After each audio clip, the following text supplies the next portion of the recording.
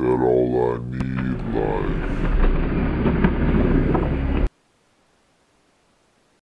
What's up, everybody? Welcome back to the show. I don't really have much for an intro today, but I did want to say happy holidays and thank you for supporting the podcast and watching the show and being a part of it, and to all the skateboarders out there and all you epic humans. I appreciate you guys. I'm really enjoying doing this podcast, so thank you. And then also, today's guest is Riley Shaw. And this podcast is a little different because Riley hit me up about being on his podcast, and we just kind of did like a double podcast where we interviewed each other. So it's kind of back and forth. But yeah, it was awesome. It was nice to meet him. Really cool dude. And safe holidays. Peace. Thrive. I was like, yo, this is crazy. Like, I gotta get on this. I just love the skating and the scene. Rain, go away. All I need is a skateboard today. This is the SHETLER Show featuring professional skateboarder, podcaster, and All I Need Skate founder, Anthony SHETLER. So it was hot. Everyone was doing it. Yeah, they're looking for their dad's fucking metal skateboards in the garage. Yeah, exactly. Like, get on this thing. Each episode brings you amazing discussions with interesting people from all walks of life. Kind of when skateboarding clicked for me, and you learn some tricks or whatever, and you get that appreciation from your peers, you know? The other skaters are like, holy shit, like, yeah, dude, that's rad. Admiration. Yeah, the admiration or the affirmation. Real, recognized real. If I didn't experience those crazy moments in my life, then these great moments would never be as great as they have been. Honestly, like, for me, I just loved it. Like, I saw those dudes, I saw those videos, and I was like, holy fuck, this is sick. Yeah. This is what I want to do.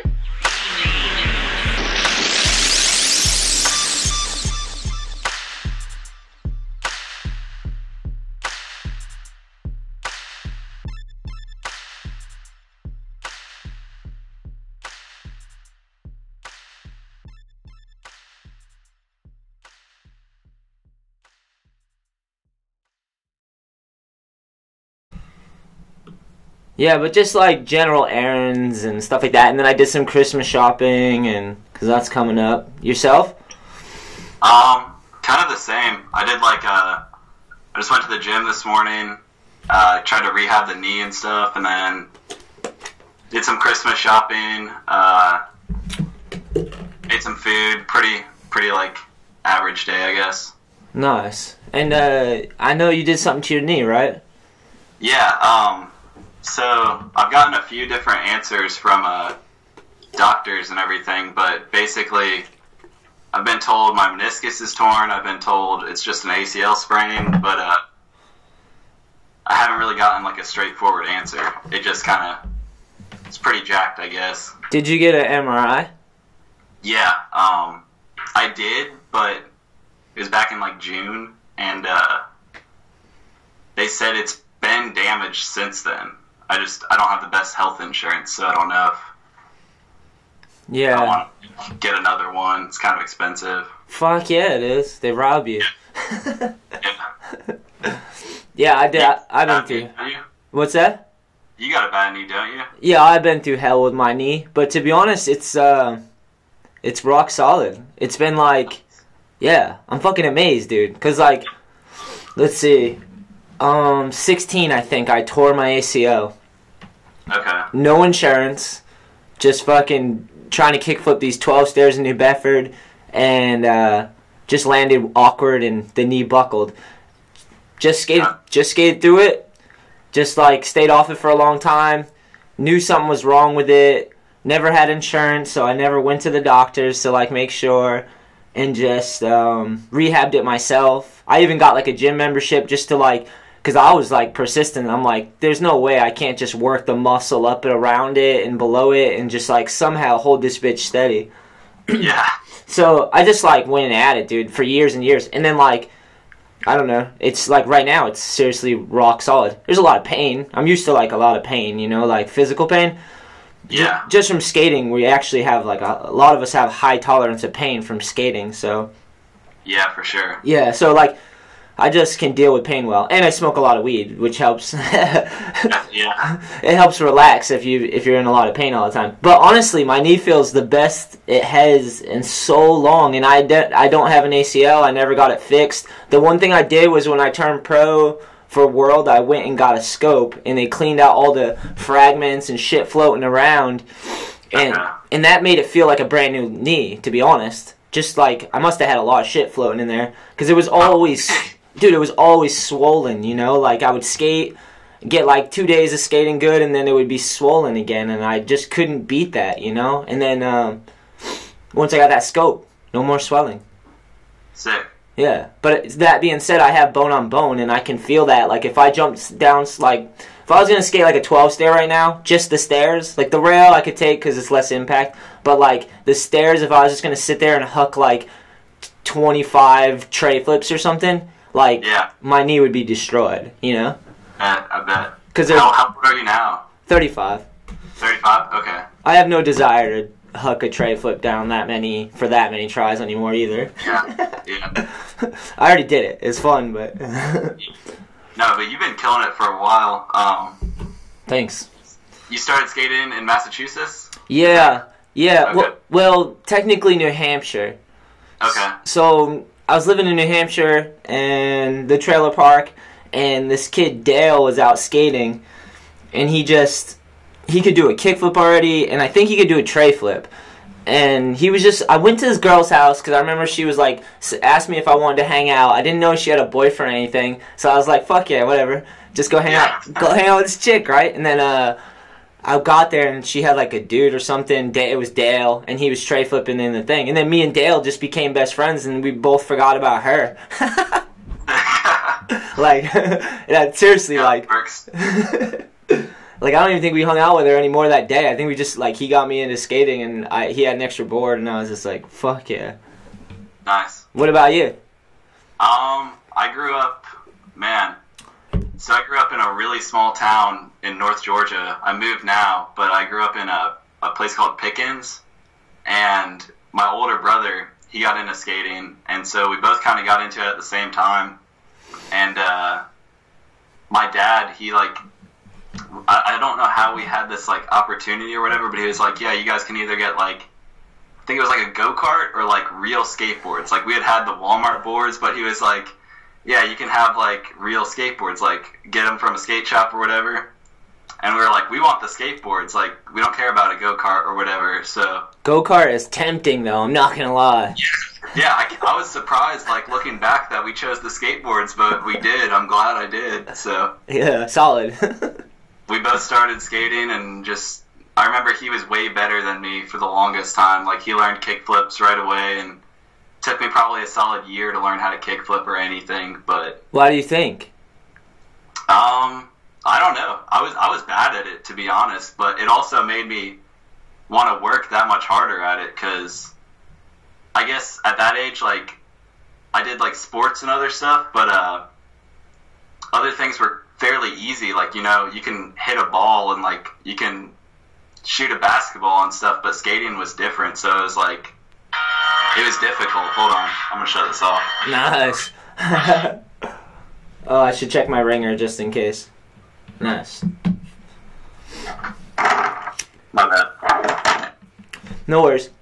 Yeah, I was asking because, like, I've noticed for some people, like, they're learning stops because of the way they look at a problem or the way they handle the problem. Like, they're the problem, you know? Like, they hit a wall, and their attitude or their unwillingness to like, listen or to try a different way will stop them, you know? And it'll take them a long time to learn shit because of that. Yeah. I've been like that. I've been, like, trying to learn shit when I'm in the worst mood ever, and it's just not going to happen, you know? Yeah, that definitely could have been possible. Yeah, because sometimes you meet someone and they're just, like, happy-go-lucky, and it seems like things are easy. I'm sure they're not, but maybe it's just the demeanor that makes things slightly easier. So you kind of, I wanted to talk about this a little. You kind of had a little bit of a harsh situation, like, I guess, as a kid, and then finding skateboarding, correct? Yeah. You want the story? Yeah. Alright, so let me see, where do I start? Okay, I had to have been, well, so first, my whole life, I never really saw my parents together. Like, from my conscious moment of, like, being aware of, like, the fact that I have two parents, I never saw them together. So they're already split up from the beginning. And then my next memory would be living with my mom. And when I lived with my mom, she was crazy. She did a lot of drugs. She had 5 different kids with 3 different men. And she had issues she was running from. She just didn't develop into an adult. And I think because she had a lot of kids. And, like, I believe her father molested her and things that, like, she couldn't get over. I don't really know because my mom, like, what would happen when something bad would happen is she'd fall apart. And she was the adult. So, like, we were at her mercy. You know what I mean? Yeah, you're just trying to, you're, like, born into that, can't really control it. So you're trying to just, yeah. You're looking towards her for the guidance. And Yeah, the feeling in my household was the bottom falling out a lot. Like, no safety, no security, a lot of, like, violence and unnecessary ugliness and grown adults that weren't adults but doing shady shit around kids and, like, just that type, like, the projects. Not all projects, but, like, think about, like, that's where I lived and we were government assisted. My mom couldn't hold a job. She had a busted ankle and she always blamed it on that. And, like, basically my mom didn't function into an adult that could hold down a job for a long time. She had a lot of issues and she tried to self-medicate through drugs, which didn't really help because she needed to be sober-minded to heal, you know, and she just kind of did heavy drugs and she relied on other people and she was a victim, you know. A lot of it becomes your mindset is that you're a victim. When you get hurt really bad and then it keeps piling up and you're not even aware of that you're the problem and that,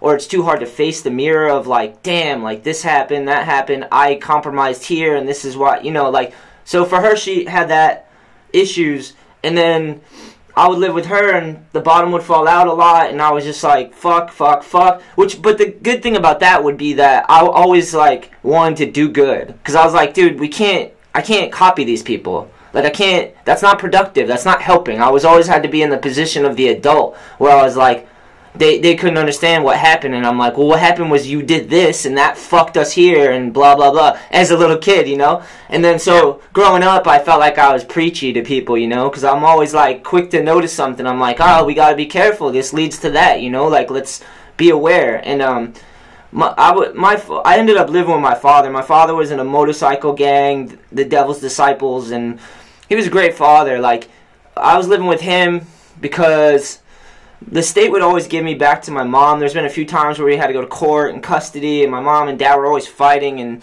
this is all pre-skating, you know? Like, I was just dealing with this, and I was playing sports, too. Like, I liked basketball and baseball, and my dad let me, you know, he got me into those, and that was sick. He got me into boxing and a little martial arts. But I'd always go back and forth. I'd end up with my mom because she's the woman, and my dad was in a gang, so I don't know, maybe in court it's easier to argue that out. Harder to prove she's a drug addict, but easier to prove he was in a gang. So, like, I'd always end up with my mom, and that was a bad situation. So my dad, and I love my mom. I love my mom completely. Like, I know that her life was not easy, and no one chooses to live like that, you know? Like, yeah, there's just bad things that happen, and some of us get over them, and some of us don't. It's like, I don't know, like, I've never had what happened to her happen to me, so I can't even begin to think how much of a wall that to hurdle over that would be. But anyways, my father kidnapped us twice. He just came to our school with, like, his buddies, and they looked all official in jackets and aviators, and, like, they looked like cops basically, like, and he just, like, came up to the school twice. I remember this. And just took us across the country from Massachusetts to Arizona. And, yeah, so I was living with my father, basically. They didn't know where we were. My mom probably didn't know where we were. She was freaking out. And then, I lived there in Arizona for a while. And then, after that, everything was good. My father took us to church, which was pretty sick, like, because there's, like, happy, positive people. I'm not religious, but, like, he tried to bring us around, like, morality and people that had, like, some sort of morality, you know, and, yeah. So we did that. Hold on to something, I guess. Yeah, he, like, helped me develop, you know, like, at that time I was so young and I already had bad habits. All my sisters are smoking and doing drugs, and they're little kids still, you know, and, like, yeah, so, like, it's like everyone's falling apart, but, like, my dad gave us structure, and he never brought drugs around us. I didn't even know anything about violence with that gang or anything like that. He always kept it safe. And so I was allowed to develop until about 13, and then the bottom falls out again because my dad was like, hey, he actually asked me, he was like, is it alright? He asked me, my sister, and my brother. He sat us down and he's like, is it alright if I go to this like trip to Boston? Because we were living in Arizona. And he's like, is it alright if I go? It's like a funeral for someone in the motorcycle gang. And we were like, yeah, go. Because we knew we were going to go stay in California with his friend, you know. So we're like little excited kids. Like, we're going to go to California. And we're like, yeah, go. And so he goes on this trip. And then the call comes that he's been shot. And that we have to fly across the country to go live with my mom, basically. And so he was I guess he went to a funeral. He was on his motorcycle. They're in like a pack of motorcycles. And they're going to the funeral of the homie. And then I guess a car pulled up, shot into the group, ran some people over, ran my father over. And then he survived, but they said he's going to be paralyzed for life. So he was in the hospital for months after that. We went to go visit him. Like, we flew all the way from California back to Mass. I was staying with my mom. We went to go visit my father. And that was super hard because he couldn't even lift his arms. And there's like... And my dad, I'm telling you, he had pythons. He used to work out like crazy. He knew martial arts. He was like Superman, you know? So like, that was like super fucking mind altering to me because I was like, Jesus Christ, like I never pictured my father not being able to like stand up or like lift his arms up. Like that blew my mind. Dude, like that's your like savior right there, you know? Yeah. So that happened, and I just remember it was tough when it's fucked up when I walked in. When we walked in the room to see him, I remember he just started crying because I imagine it was because we had to see him like that. He had like a hole in his throat, like he couldn't move his whole body, and he was super skinny because he had been shot and like fucked up, you know, and trying to fight for his life. And yeah, that fucking fucked me up completely because I instantly was like, whoa, like things aren't permanent. Like I always thought I'd have my dad and he'd be my dad, you know, like strong and. I always thought that would be there, and I didn't think that, and that just like made me snap. Like I lost it for a while there, just thinking about that. And then he ended up passing away like a couple months after he. I think they tried to move him to a hospital back out to Arizona or something, and he didn't make the flight. And then that really fucked me up because it just gave me like. It just made me realize that things are finite, you know, and it made me like I was already anxiety ridden and already like. Super on edge. So then that made me realize like things are finite. Oh shit, like might not be here, you know, like this every second right now. It gave me super excited because I'm like every second is like a second that's gone, and who knows, you know, like so. But from all of that I've gained considerable drive and focus and a lot of patience, and like I bump my head against walls trying to figure things out all the time because of this upbringing. Like I always want to be right, or not that I want to be right, I want to live a good life so I can be healthy, happy, and help those around me and not be a problem. Because that's the worst thing. Like, I want to carry my own weight. I never want anyone to have to carry my weight if not possible, you know? So, but yeah, but thank God, like, right when my father passed away, I was living with my mom.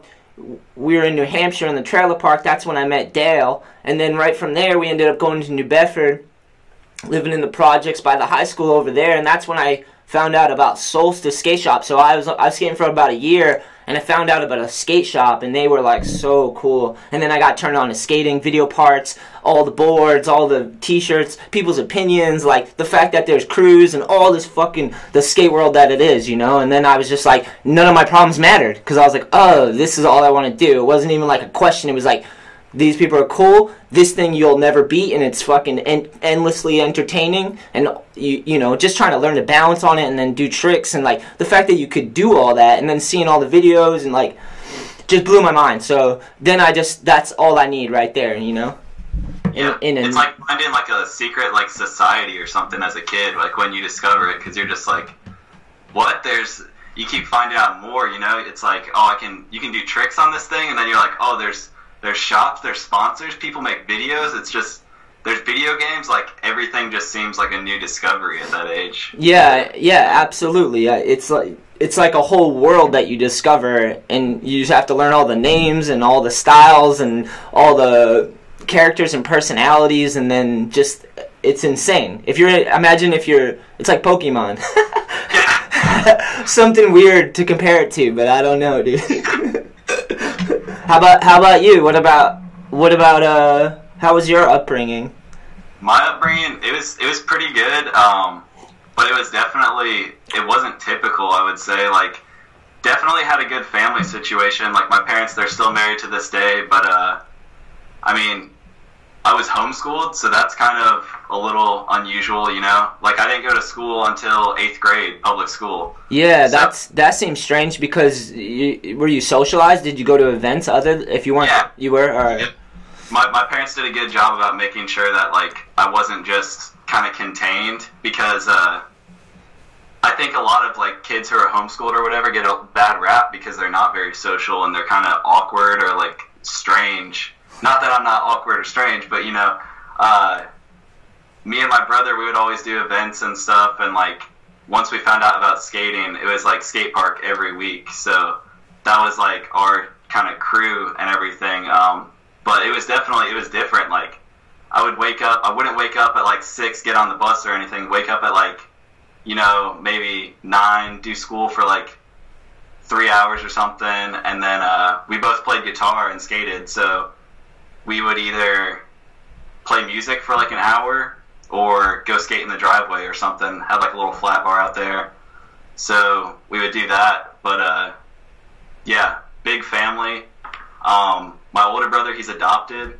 So that was a little different. Like he's Asian. So like he was adopted at a really young age. And that was just something kind of different. Like, I mean, I've always grown up knowing he's my brother and everything, but some people might see that and kind of ask questions or something. And then we did, my parents did foster care as a kid, or when I was a kid. So we would like host different kids and different families sometime. And then we also ended up adopting my now younger brother. He came and lived with us when he was 5, and now he's 15. So. Wow, that's so cool, man. So you had like some complexities and storylines and narratives you had to learn about how people grow up and yeah, that's insane. That's pretty cool.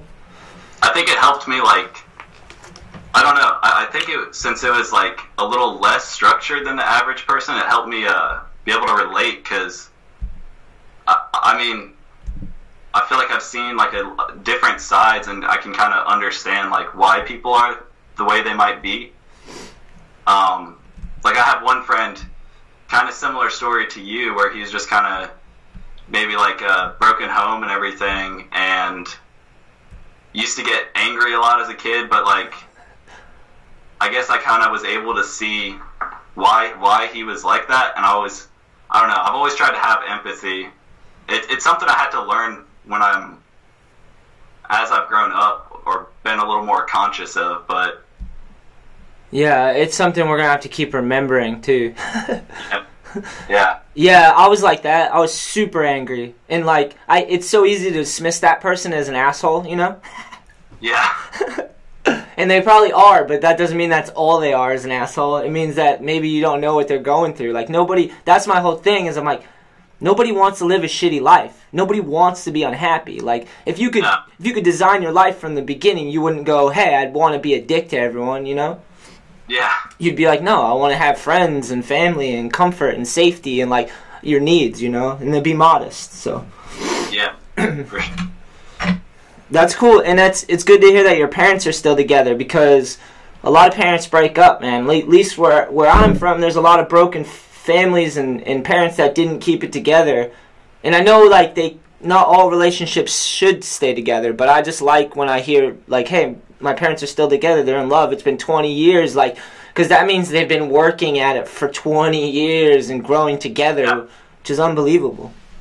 Yeah, I mean, there's definitely broken families around here and everything, but I feel like as far as out of my friend group and everything, they might be one of the only ones that are like still together and everything, though. But I don't know. It's been good. I'm really glad and fortunate that I did have that situation growing up, because it's always been kind of like a safety net to me. I mean, like, I think you need like a support system or something, whether it's like family or people find it through their friends or whatever it may be, or through skateboarding. Skateboarding was definitely one for me as well.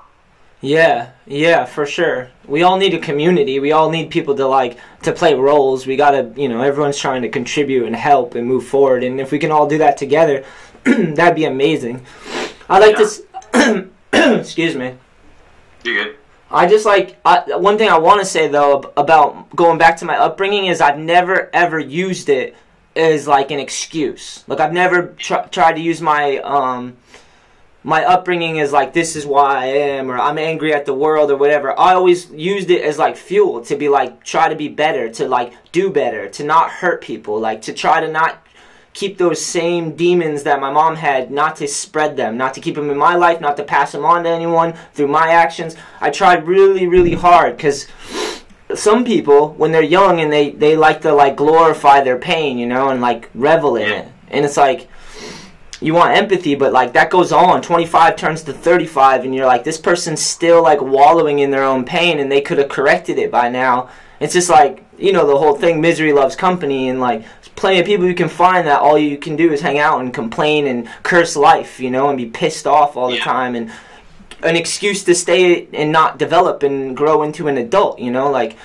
so that was my mom's problem, and she fucking never got over her issues and her pain, and she used drugs to run from it, and she kept weak ass people around her because she was one, and they just all wallowed together, and it just created hell on earth, and it affected people that were innocent bystanders, so but that's important to me, because I know how easy life's hard for everybody. I don't care what family you're from, how much money you have. There's problems on all spectrums, and they're all felt individually. So it's like, we just can't use our problems as excuses as to why we're not developing and growing. It's hard to become an adult and take on responsibility and stand for things, and it's scary to fucking do that. But it's necessary, because you have to figure out, when you're growing, you have to stop sometimes and kind of define yourself. Go, this is what I am right now.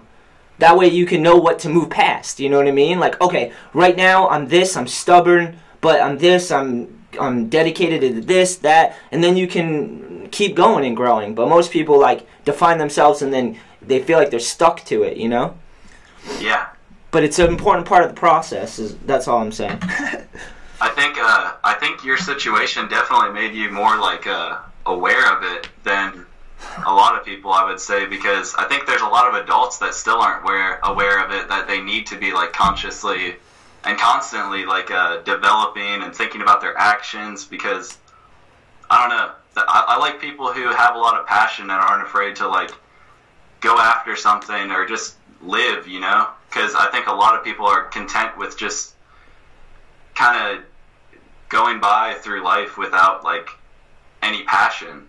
But I think that's what you need to like succeed and to kind of be gratifying for yourself, or like fulfilled, I guess. Yeah, I agree 100. Complacency is not good either, Like, I know tons of people that grew up and they just try to listen to everyone and follow all the rules, and like they were complacent, They never niched out their own life, and then those people they followed and all those rules came crashing down, and they had no real experience about anything, and they've always just listened to people, and they didn't live their life. They just went on for other people's stories and rides that they let people tell their lives to them, and it's like, that's not good either. Like, taking the easy road is the worst thing, Like, even if it was just comfort and safety, it's like, you gotta kind of figure it out, Like, life is a live, moving thing, Like, you can't just, you gotta experience all of it, That's the one thing, like, when I grew up, is like, I never had much safety, so because of that, I got to experience a lot of depth in emotion, and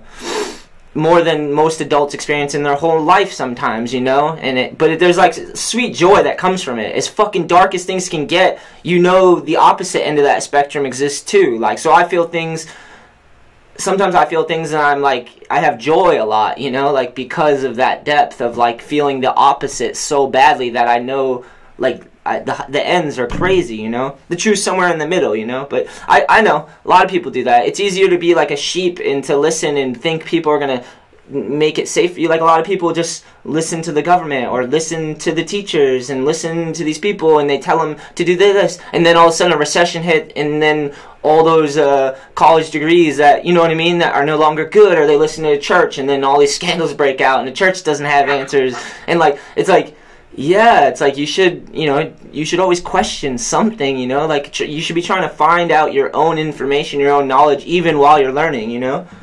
Yeah. That way you're not a victim, you know? It's like, if you rely on other people and other systems to build your path for you and put you into the slaughtering machine that is life, then that's what you're going to get, you know? For sure. Sketchy. So I want to get into, like, finding skateboarding, Solstice Skate Shop and everything. I guess all that passion and everything, did you kind of put that into skating that you had, like all those, I guess, those troubled times and everything? You said it kind of helped you to, like, turn that world off a little bit, per se. What was that like? I guess, like, finding skateboarding and, like, progressing and just, did you like try to get sponsored or anything, or? Yeah. So when I was in school, what, do you hear that? Yeah. A little feedback. Oh, it's better now. Okay. So I was going to school, like I was in middle school, and I was super angry, and I was getting into fights. I was looking for fights. I was on my Mike V shit then, because I was like, I was looking for fights, because I felt like, because I would sit around school and I'd listen to these kids that were like, they had such minor problems, you know? Yeah. And it made me resentful, because I would go into school with like a heavy heart and like violence the night before and the cops and like shit like that. And then I'd hear these kids like being mean to like someone else over some trivial shit. Like, I always like question it, because I'm like, they must know nothing but safety, because they're free enough to be careless with their words to someone. They don't know what that dude's been through, and they're picking on him, or they're being shitty. And it's like, to me, that like really fucked with me in school a lot, because I just was trying to get there without crying, you know? Like, I just want to get through the fucking day. And and so that was bothering me a lot. So I'd get in these fights, and I'd always pick a fight with some dick, or so I was just so I felt right about it. And then but then the skateboarding, Solstice and those guys, they were like, I went to high school, I hit like freshman, and I met those guys, and I started like really getting into skating, and just like, no, I didn't want to fight anymore, because I was like, I just got to figure out how to keep skateboards under my feet, like how to afford it. Like, it was just like, and then once skating was there, I just couldn't not obsess about it. Like, fighting didn't even come into my mind, so I just like loved skating and just kept doing it, because it was more therapeutic at this time. It wasn't like, you know, I knew about sponsorships and all that stuff, and I really thought about it, and I was like, that'd be fucking amazing. But really, at that moment, it was just, how can I go skate? Because I don't want to go home. Or how can I, you know, I don't know. I loved skating, because everyone's so cool. Whenever you had a board, and if they had a board, they'd say something cool to you, or you'd cheer for someone, and they're always pretty rad, you know? Like, skateboarders seem to be open-minded for the most part in all walks of life, you know? And so... Yeah. So to me, that just always fired me up. I was like, this is fucking sick. And Jay was super cool to me, Jay from Solstice Skate Shop, and he told me all about that world. And then he had teams come to town and do demos, which was fucking amazing, because then you get to meet a pro. You're not just watching the videos, you're not just reading the magazines, you're like skating with these dudes, and they're real. And you know, one of the ones was Fibaro. They'd come down, and those guys are so personable, like Steve Rodriguez and Mark Nardelli and Emmett Bennett and Aaron Susky, Perry Morgan, Josh Moretti. There were so many dudes, John Hoisington. They had such a sick team right then, and they were like a family, you know, because Steve was starting a brand, and he did it how he wanted to do it, and he picked the dudes that he thought shredded, and he picked like diverse people, and like, he would do it right. He'd build communities, and he would go on tour and bring the skaters so they could all meet, so you'd want to buy their boards, and you'd know them, and you'd want to pay attention to their content and stuff like that. So we'd go and we'd do these demos and full submersive, hang out, really get to know people, and it was amazing. But to back up a little bit, they would come do demos, and I was a young kid, and obviously, like, I was obsessed about skating more than most, because I'm at the park even when everyone's going home, because I didn't want to go home. So I would just keep skating, you know. It's like, oh, this is like, and I had anxiety. So like, to me, to play with a piece of wood and wheels and try to solve problems and figure them out was like perfect to keep me occupied from like crying and going crazy. And I've had thoughts of suicide in my life that like now it brings me to tears to think about that. Like, I would never do that, you know. Like, but at that time, I was like a lot of shits on your shoulders, and I didn't know how to carry it, and I felt alone. So depression, all that shit. So like, to me, to play with a skateboard for hours on end was like perfect. Even if I wasn't landing shit, it was just like I could throw my board. I could get mad at myself and no one was around, you know. I could just like get my aggression out, you know. Yeah. So I did that, and then I started filming because I learned about video parts and like that, and I thought about sponsorship because I needed product because I didn't have that much money, and like I used to hustle money, and I started getting jobs like dishwashing jobs, and then my sister would help me out. She worked a job, she'd save her tips and get me skateboards and shoes. Shit starts to cost money when you get good, you know, because yeah, you're running through it faster, you're skating more. Yeah, now if you're doing nothing but skating 24/7, which a lot of my life was that, because I needed it for therapy, you know, and like you just go through shit really quick. So then I started looking at getting sponsored as like, all right, I need to do this because I want to keep skating as much as I am because it's helping me develop and figure out who I am and get over these issues. And it's tremendously fun, and all the people, and like, if you want to just have leisure and playtime, like, you can do that. You can do anything with a skateboard, you know? However you want to approach it, it's your art, your style. It's a piece of wood, wheels. However you want to manipulate it, or whatever energy or approach you want to put into it, that's something I love about it. It's a very free thing, you know? It's not like there's a coach. There's no set way to do it. And everyone's open to that, you know? We can fight it out and argue that online, but passion is going to decide, you know, if you belong, you know? Yeah. Because there's tons of people that push manga that don't give a fuck, and they shouldn't. Who gives a fuck? Push however you want. Like, yeah. Like, dude. It's trivial when you think about the things that I guess make up like skate politics. Like, it's funny because you look at it and it's still skateboarding. It's like, it's still the best shit ever. So it's like, it shouldn't really matter if a guy wants to do like bonelesses off this double set or whatever. Like, you know. Yeah, yeah. That's what they're like. You know, he's let him do his thing. Yeah, it's funny though. I do want to say that funny factor though wins, because I've been that dude where it's like, you got to make the joke, even though you don't mean it. You don't mean it. You know, you're like, oh, I'm gonna make a joke about that dude skating or whatever, because there's a joke lined up there. And then I always tell people, I'm like, whenever we're on tour and like shit talking comes up, which it does, because you're in a van and everyone wants to talk about what they like or why they don't like something, and it's just like people are passionate and they just want to talk it out, you know. And there's always jokes in there, and I gotta say them. It's like it's a disservice not to. And the only thing I say is that I can dish it out and I can take it. So I hope there's another tour van out there of the opposite of us making fun of all of us right now, and they're good jokes. Yeah, that's my whole thing. One of the things. So, skated with Five Borough and all that, they hooked you up. Like how again? Yeah, our connection's a little wonky. Is it alright on your end? Yeah, it's good on my end. Okay, cool.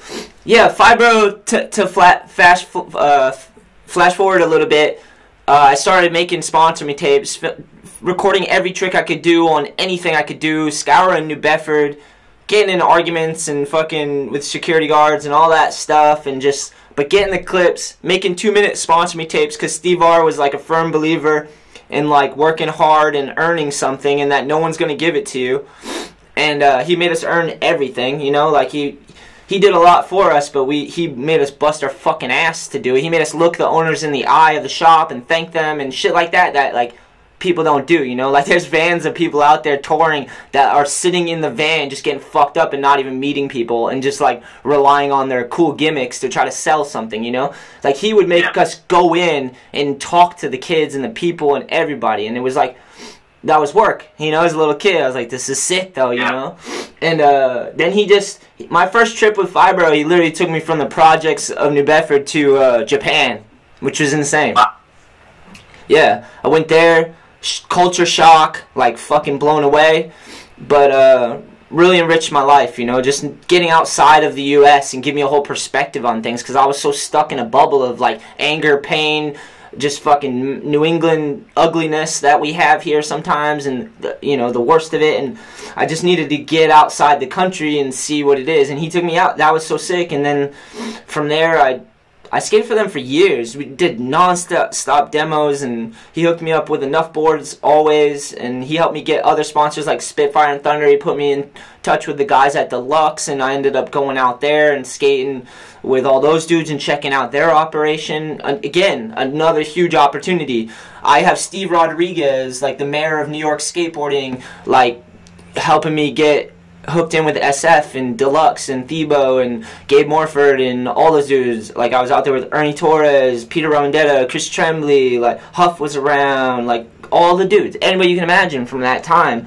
And yeah, so like that just helped me out tremendously, because now I'm not just local, you know, like I'm not just some local kid on the East Coast. Now I'm like moving around, and it's because of the opportunities with Steve and the fact that I was so free, because I didn't have anything holding me back. Because school, I was like, I'm going to finish school, because I didn't like to quit things, you know, and I already was thrusted into this situation, and I like challenges, so I was like, I'm going to give this a fucking, I'm going to at least finish it, you know, and it wasn't hard. The hard part was managing my anger and my emotions while I was there, because I almost failed because of absences.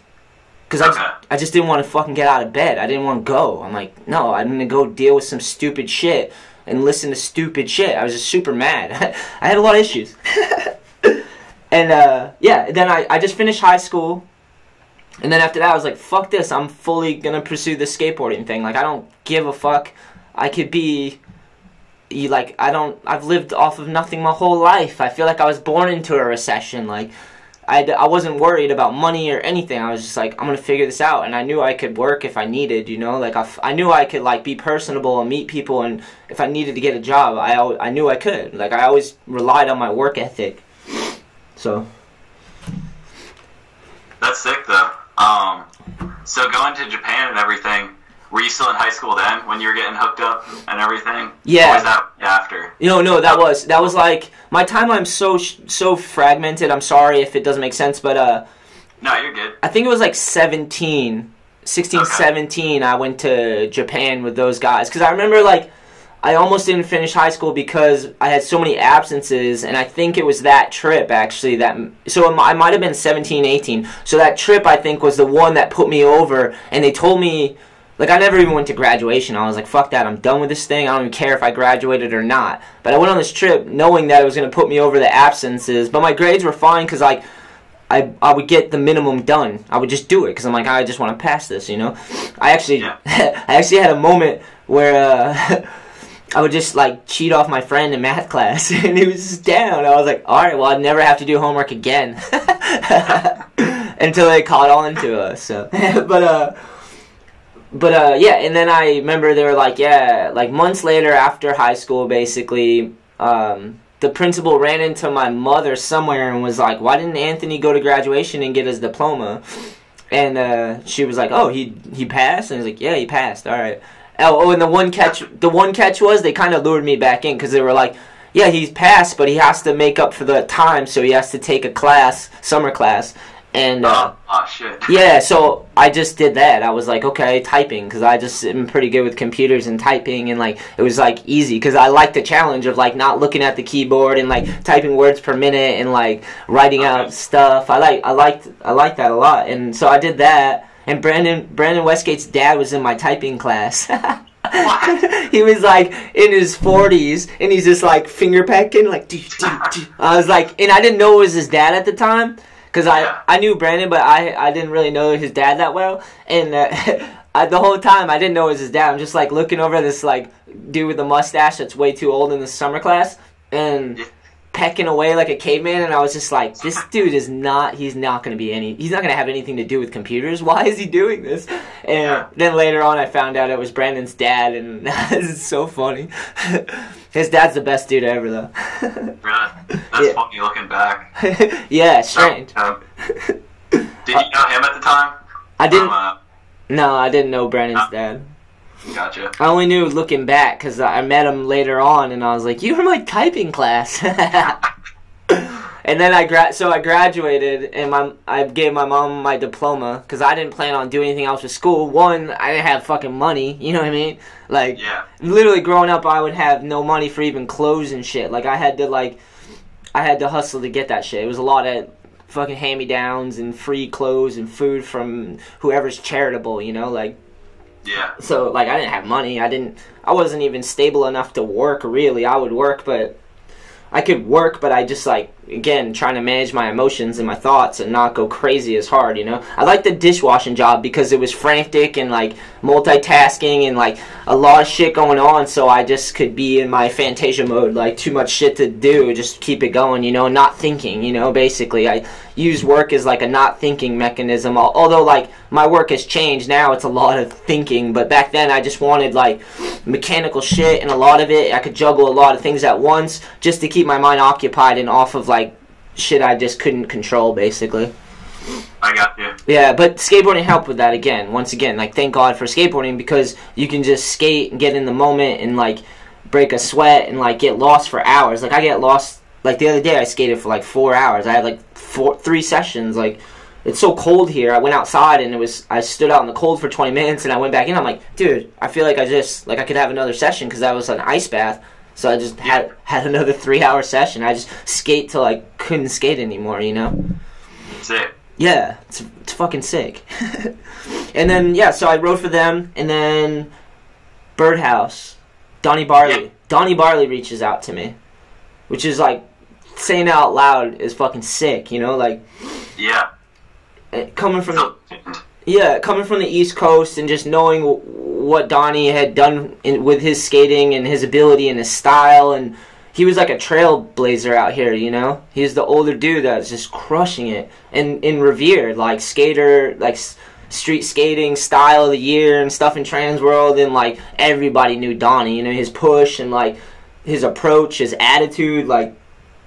So to have him call me, he's like, yeah, I'm riding for Birdhouse with Tony Hawk and Willie Santos and Jeremy Klein, and there was, like, young dudes like John Goman, Sean Eaton, Matt Ball, but he just basically told me, like, hey, they're trying to rebuild and restructure, and I want to try to get, like, an East Coast am, and he looked out for me, and I was like, so I had to go back to Fibro and just kind of, like, break up with my family, which was, like, the closest thing to a family I had at that point, you know, and, like, so I had to tell Steve. I was like, and it came down to money, you know, like, cause with Steve and Fibro, it was smaller than we were. He always told us that. He was very honest about everything, and I loved that.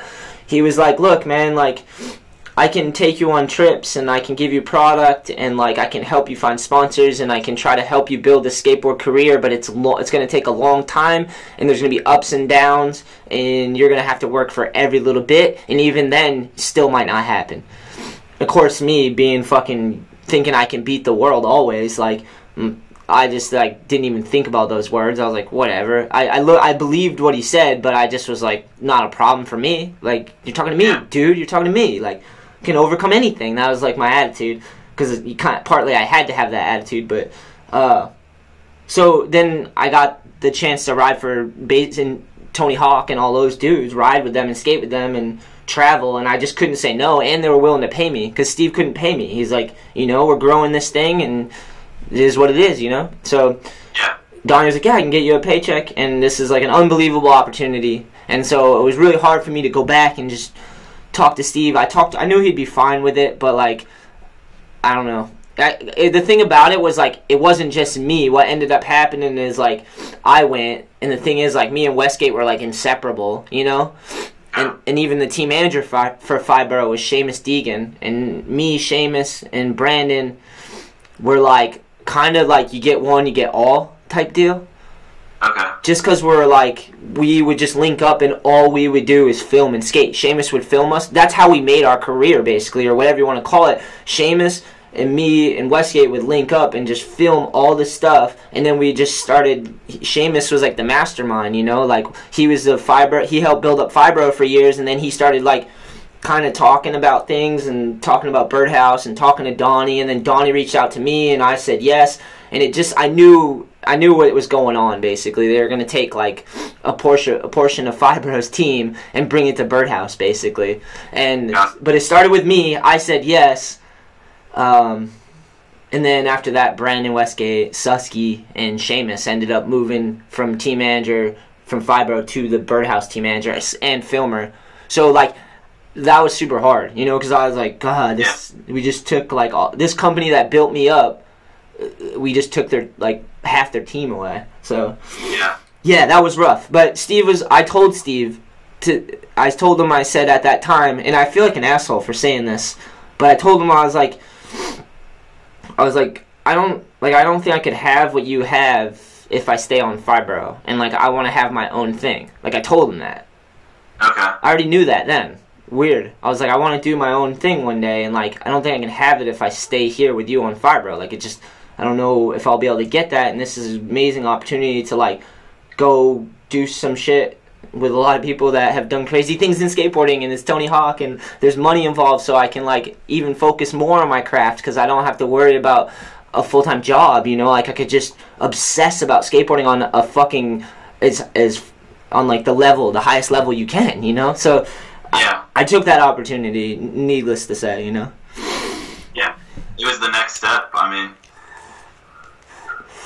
yeah, and thank you, Donnie Barley, because he's the one who like sparked that thing. I think he wanted a bit of East Coast on Birdhouse, and he knew my story, you know. Like I was always very verbal, and any interview I ever had, I tried to express myself because I knew I was a fucked up individual, and like I knew I was socially awkward and that I was like different than people in a sense that, I don't know, I just could tell, I could feel how people perceive me, so I just always wanted to explain myself. So Donnie, he heard my whole story, and I always explain myself and try to match up my words with my efforts and things like that.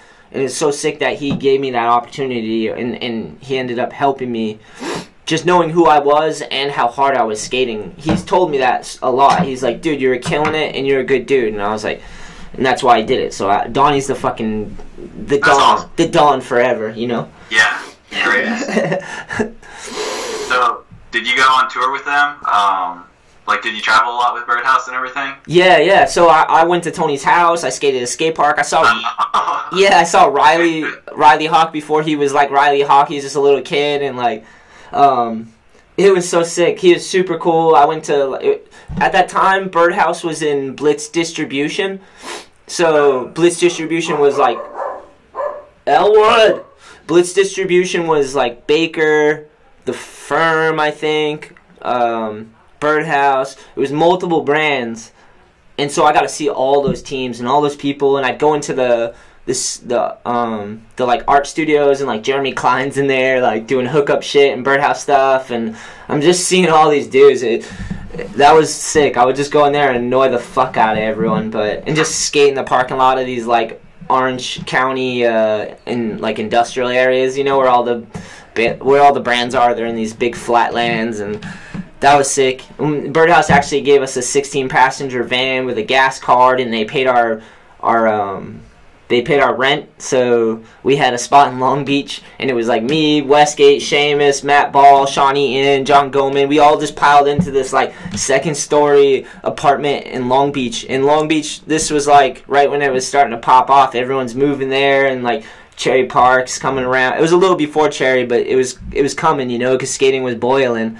And yeah, that was so sick. And then we traveled the world. Like we went to Spain and Portugal. I done a lot of traveling with Birdhouse.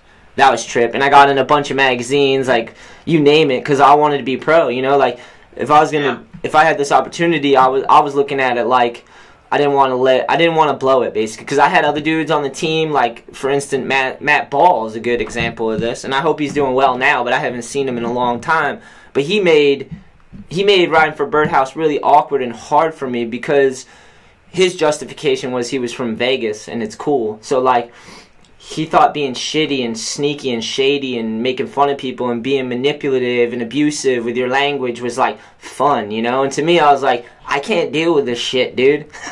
Yeah. So, like, he never did it to me, because, like, but he did it to, like, Sean Eaton. He would just say shit to Sean, and I could see him, like, affecting Sean for, it was, like, selfish little mind games and shit, and, like, he was like being negative, or, like, just, like, yeah, like, giving him self-esteem issues, and, like, self-confidence. Like, Sean looked up to Matt, you know, and, like, Matt took advantage of that on many levels, and I haven't talked to Matt about this, and I hope he listens to this and we can talk about it as adults, you know? But, and he just drank too much, and he did, like, shitty stuff that you're like, dude, this is gonna cause problems. But to him, it was like, he had an image, and he was trying to be, like, this next pro that was kind of sketchy from Vegas, like, whatever his thing was, or whatever they're idolizing at that time.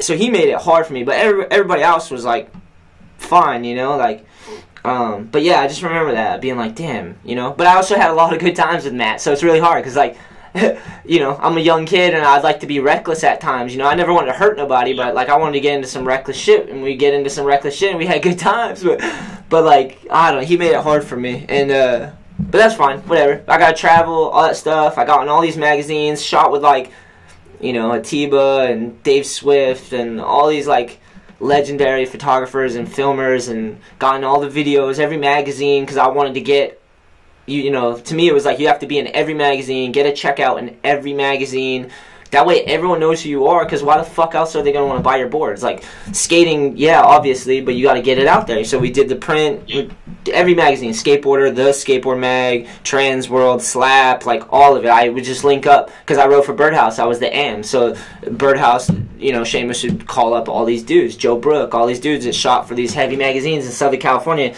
and I was just, like, willing to get down and approach skating in a way that it was, like, I wanted to get shit done, you know, because I didn't want to blow the opportunity, and I don't know, I wanted to do the most I could, so I did that, and I took, you know, maybe I was unbearable at the time too, because I, you know, maybe a little too focused. I should have had more fun at times, you know, but whatever. I just always worried about having the bottom fall out on me, man. That's, like, ingrained in my DNA is that, so, like, I work to the bone. So even at skating, because I'm a firm believer that nobody escapes work, because even when you get what you want, you still got to work at it. Like, your work ethic shouldn't change whether you have $1 billion or zero. We all owe work too, because we have to not be a burden. Like, there's rules to this fucking society in this game, and we all have to carry our own weight. It all falls down. Exactly, we have to carry our own weight, so no one else has to, and you can be a productive person and, like, carry your weight. And I've seen that played out. I've seen all sides of that played out, and it's not a good thing, you know? So, like, I just, like, that's how I approach everything, is, like, I'm just gonna work and get it done, you know? And I appreciate all those trips, all those people I met, like, you know, and I was coherent. I wasn't really doing any drugs. I would drink a lot. I drank maybe a little too much then, but, like, occasionally. But, like, I always decided, like, you know, if I'm going to have a blowout, I'm going to have a blowout, and then I'm not going to drink for a while after, you know? So, like, so I was coherent, made a lot of great connections, amazing people. I helped them by getting them content and getting their photos ran in the mags, and they helped me, vice versa, and, like, people that I have, like, great relationships from that, you know, whereas, like, other people looked at it as, like, almost like a popularity game, or they're trying to do some, it's like, just let your skating speak. You can still have personality and expression and whatever, but just don't burn bridges. And, you know, like, it's hard when people are developing. Not everyone has my background or went through what I went through. Some people have enough noose to hang themselves because they can, you know. It's like kids that go off to college and they, like, make some really bad mistakes because they, you know, real life happens and you're like, oh shit, some crazy shit happened, you know. I was fortunate that I went through a lot of trouble, a lot of hell in the beginning, that it scared me from all the pitfalls. I, like, am very aware of how many pitfalls are out there in life for people to fall into. They're everywhere. This world is designed to fucking chew humans up, and it breaks my fucking heart because humans are the actual resource that we should invest in. You know, not just try to build schemes to market and sell them bullshit, but actually, like, build it up and grow together and work together and make money together and make people healthy and happy so they can work and want to work on things, you know, like, not put all this poison out there and make it so easy for people to get that it's like, you know, like, I don't want stuff to be illegal or whatever. I just think we need to invest on, like, real healthcare, like, go in and actually figure out why people are the way they are and figure out their emotional issues and try to actually build a system that can help them become productive. Not just put them in prison, not just make them an addict on pills or whatever money-making marketing bullshit they want to do to us. Like, it breaks my fucking heart. Because to me, what's the point of all this bullshit if humans aren't healthy and happy to enjoy it and be a part of it? Like, it's just materialistic shit that doesn't matter. But to me, it breaks my heart because people value money more than humans. Literally, we go to war over money. Something that's not even a real thing. And we send real human souls and people to war to die for just shit that does not matter. It does not matter. Like, it doesn't matter. Like, and that to me is like, that's horrific. You know, like, we have to... It's harsh reality that, like, that's out there and everything, too. Because, I mean... It's just the money, greed, people being selfish and wanting gain even when they have more than millions of other people, but they just want more and more and more, and they're fighting over these resources and everything, and I don't know, it's pretty fucked up. Well, Riley, picture this. You're a young dude, right? And you work your whole life, you have focus, drive, all this stuff, you invest into McDonald's or whatever it is, and you start McDonald's and it becomes this billionaire machine thing where it's just like, this is so world-crushing thing I created, and then it's like all of a sudden the world changes and they're like, yeah, it's not healthy or whatever. And I'm not saying McDonald's not, I had McDonald's last night, but I'm just using them as an example. Like, fucking, alright, here's another one. Like, maybe you demonize weed, right? Because you're the sugar thing, and there's always a compromise. So basically, you try to get your product into everything, and you don't even care if it's helping or hurting humans, you know? And tobacco is one of those things. It's like, they knew what they were doing. They added so much shit in there that was to make it addictive, and all the marketing ploys, and all that shit. And they're just trying to make money, because they all had these, like... It's like, how do you adjust when the world changes, and now we have the internet and people can communicate and talk about this shit, and now your business plan's not working. They just seem to double down and keep trying to go for it, you know? And it's like, how do you let that go? It's like you've built your whole life trying to do this, and then in your later years of your life, when you're about to leave the world, why would you give a fuck? You know, you still want all that nice shit. You own all those mansions and cars and the way you're treated, and you don't. How could you let it all go? You worked your whole life. You probably had purpose and drive, and it probably made sense then. That's the whole thing about the ride, is like, you come in new, you fucking learn the whole ride, and then you can actually figure out what you want to do and how to do it, and you can conquer the world. But, you know, it's not yours. You have to let it go. Everyone dies, and we all have to know that. It's borrowed time, you know? Like, I learned that real quick with my father, like, the frailty of life. Like, this is only temporary. It's a temporary ride, and it's like, you don't want to inflict damage and hurt people. You don't want to leave it worse off, you know? And sometimes people build these structures that they are bought and sold and disconnected from the roots of the reason why it started, and then it becomes this machine that's larger than humans, to the point where they're sending people to war, human lives to war, over their resource. That it's like, let's just change resources, let's just approach this, you know? But it's like money and lives and all the shit on stake. So, I mean, time's gonna be the truth of this all, you know? Like, you can't take it with you when you leave. I mean, the materialism. Yeah. Can I see something? When you were traveling outside of the States for like the first couple times, did it help you kind of did you gain a new perspective on like coming back to the States, or did it make you, like, I guess, bitter, or like think about the States in a different way? Because since we're so like capitalistic and like I mean, there is like a lot of wealth, I guess, but there's also a lot of divide, and whereas like some people have so much and then others are just struggling for the necessities, like. Yeah, it did 100%. And what I always like to say is that we don't have a real poverty. We don't have, like, in America we have a poverty of, like, mind, you know? Like, people's minds are poor. They're like striving to hit the lottery. Like, that's why I say nobody escapes work. I'm like, you guys are delusional. You were told that you're the greatest country and the greatest people, and that, you know, everyone's going to be a millionaire, and like you were sold a dream. Like that's what it is, the American dream. And to me, it's like it shouldn't be the American dream. It should be the American experience, where we actually experience those dreams. You know, like we live those dreams. Don't just sell them to us and then have these bubbles burst. It's so fucking shady. But yeah, going to other countries, I was like, I saw that they had like different rituals and things, and they took time. They didn't work all the time. They had like communities, and a lot of different countries have a lot of good ideas on how to live a fruitful life that's not about conquering and destroying everything, you know, and being number one if you're not first, you're last, you know. So when I would come back from those trips, yeah, I just think about the homies, and I'm like, try to tell them, I'm try to show them, try to emulate it. Like, there's a depth to things. This doesn't have to be so shallow where you just want everything, you know, like.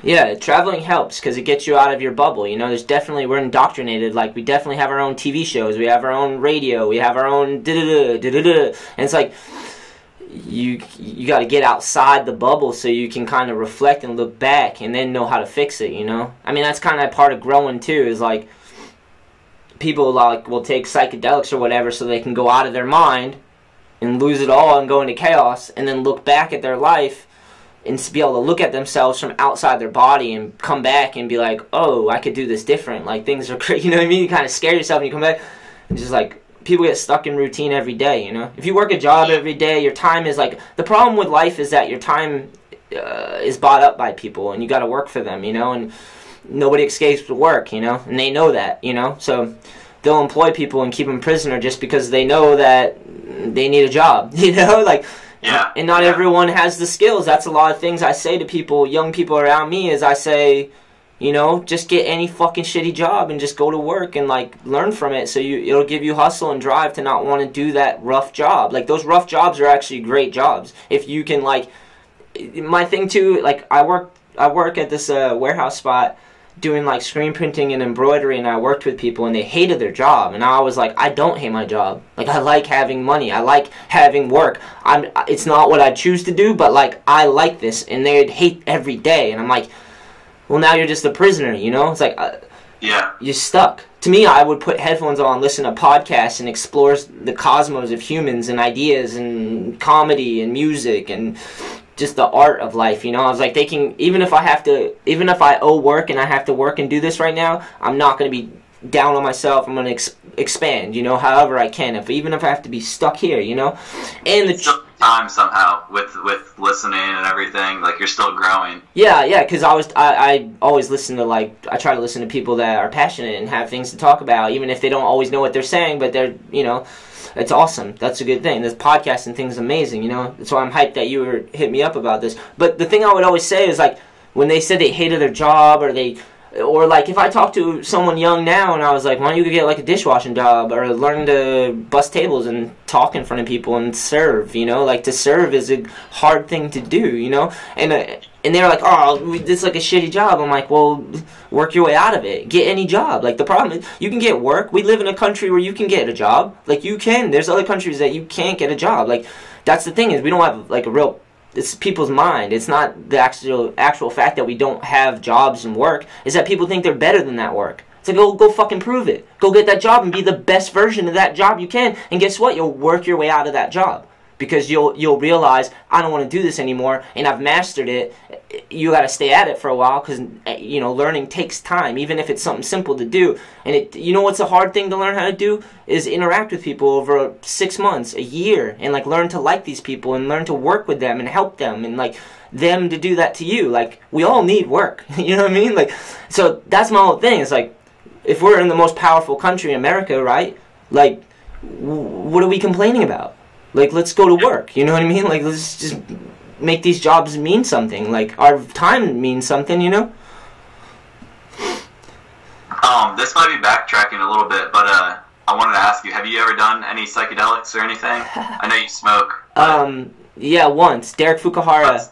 Okay. Yeah, my good homie Derek, because I ended up riding for World Industries. We can get to that in a little bit, but, yeah. Derek, I became friends with him when I rode for World, and then now he rides for All I Need, my skateboard brand, and he had me come out. Oh no, I got a free trip out to California to go to one of the street leagues, And I was like, fuck, this will be interesting. Like, I'm not really into Street League because I'm not into, like, taking skateboarding and putting it in a box with all these rules and whatever. Like, to me, it's like a sport, you know? And I'm happy those dudes are in it because they're fucking amazing. Like, I sat there and watched the show, and I am in the sports, but I just don't like looking at skating as a sport. Because, like, if I want to watch a sport, I'm going to go watch the Celtics, I'll watch the Pats, like, whatever. But anyways, I was like, I'm going to go just to experience the craziness that is Street League. And I flew out there, and Derek met up, and he gave me like a microdose of mushrooms. It wasn't much, just microdose. And I did that, and we just skated around LA, and I felt super high. That was it. I didn't have any like trippy, I didn't have any experience besides I just felt like I smoked a ton of weed.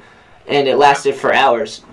And I skated for hours, because that's what happens. Like, if I smoke weed, I like could do anything for hours. Like, whatever, I'll go skate for hours. But yeah, I just did that, and then I went into Street League, and that like blew my mind, because I walk in, and it's a fucking sports, dude, it's a sports stadium. There's people lined up, and there's like grown adults that clearly don't skate, but they got like P-Rod signs, and they got their like their jerseys and shit. I was like, this is real. Like, I knew it was real, but like to see it, and then I'm in there, and I'm listening to the people in the crowd, and they're like talking about the skaters like as if they're athletes, and they're like, they clearly don't skate, but they know all the stats and shit. They're like, P-Rod's gonna take a win today. He said average on the 8.4. I don't know if he can pull it off, but backswing niner, he's about to pull it. Whatever the lingo is. And I was just like so high, just like watching this, and I was like, this is quite the show. Like, it's such a production. It's not what I want to do. It's not. I wouldn't want to be trapped in that mouse fucking, or that rat race. But the fact that they can do it is amazing to me. Like, I just could never do that, because to me, skating was always like an outlet. It was like an escape from any pressure. It was just like, you can do whatever you want. If you want to be great, be great. If you want to be shitty, go throw your board and break it. Like, be angry, whatever. Like, it was never like, hey, I want to add up points and beat someone. It was never that. I always wanted to be like, I wanted to skate with people. I wanted to meet them again. And like, I didn't care how good they were. I just wanted to meet someone that was like, that found skateboarding interesting. And that I still have that obsession to this day. Probably why we're talking, because it's like, the fact that you've skated and you've loved it and you've done it for so long makes me go, there's something in there, because it's similar, because I have the same feelings, you know? Yeah. So, but yeah, it was such a trip. And but I didn't feel like I was on any psychedelics. I would do some, though, but I'm just like, I don't know if I'll go out of my way, but if it ever came into my life, I'd entertain it. As long as, like, I would do it once and see how it is. You know, I'm super cautious about drugs, any drugs, because I don't want to cause any problems for myself. So to know what drugs my body can manage and how I can handle it is a good thing, you know? Like, so I found a good balance with coffee and weed. Gotcha. I don't even know where we're going with that. But yeah, that's my psychedelics Street League story. Sick. There was one clip, though, I filmed, and it was...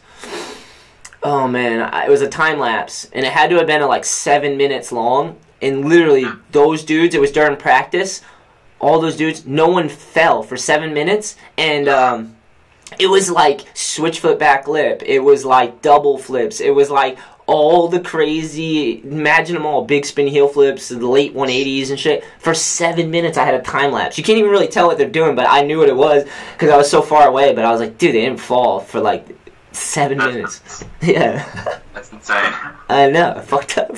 And I was like, well, that's how you do that. You got to do that. You got to, like, take your skating to the utmost extreme and, like, keep it at that. You have to keep redlining it until you get that good, you know? And, like, to me, that's not as fun as just taking skating however the fuck you want, having a personality and being able to, like, be a part of community and just figure it out another way, you know?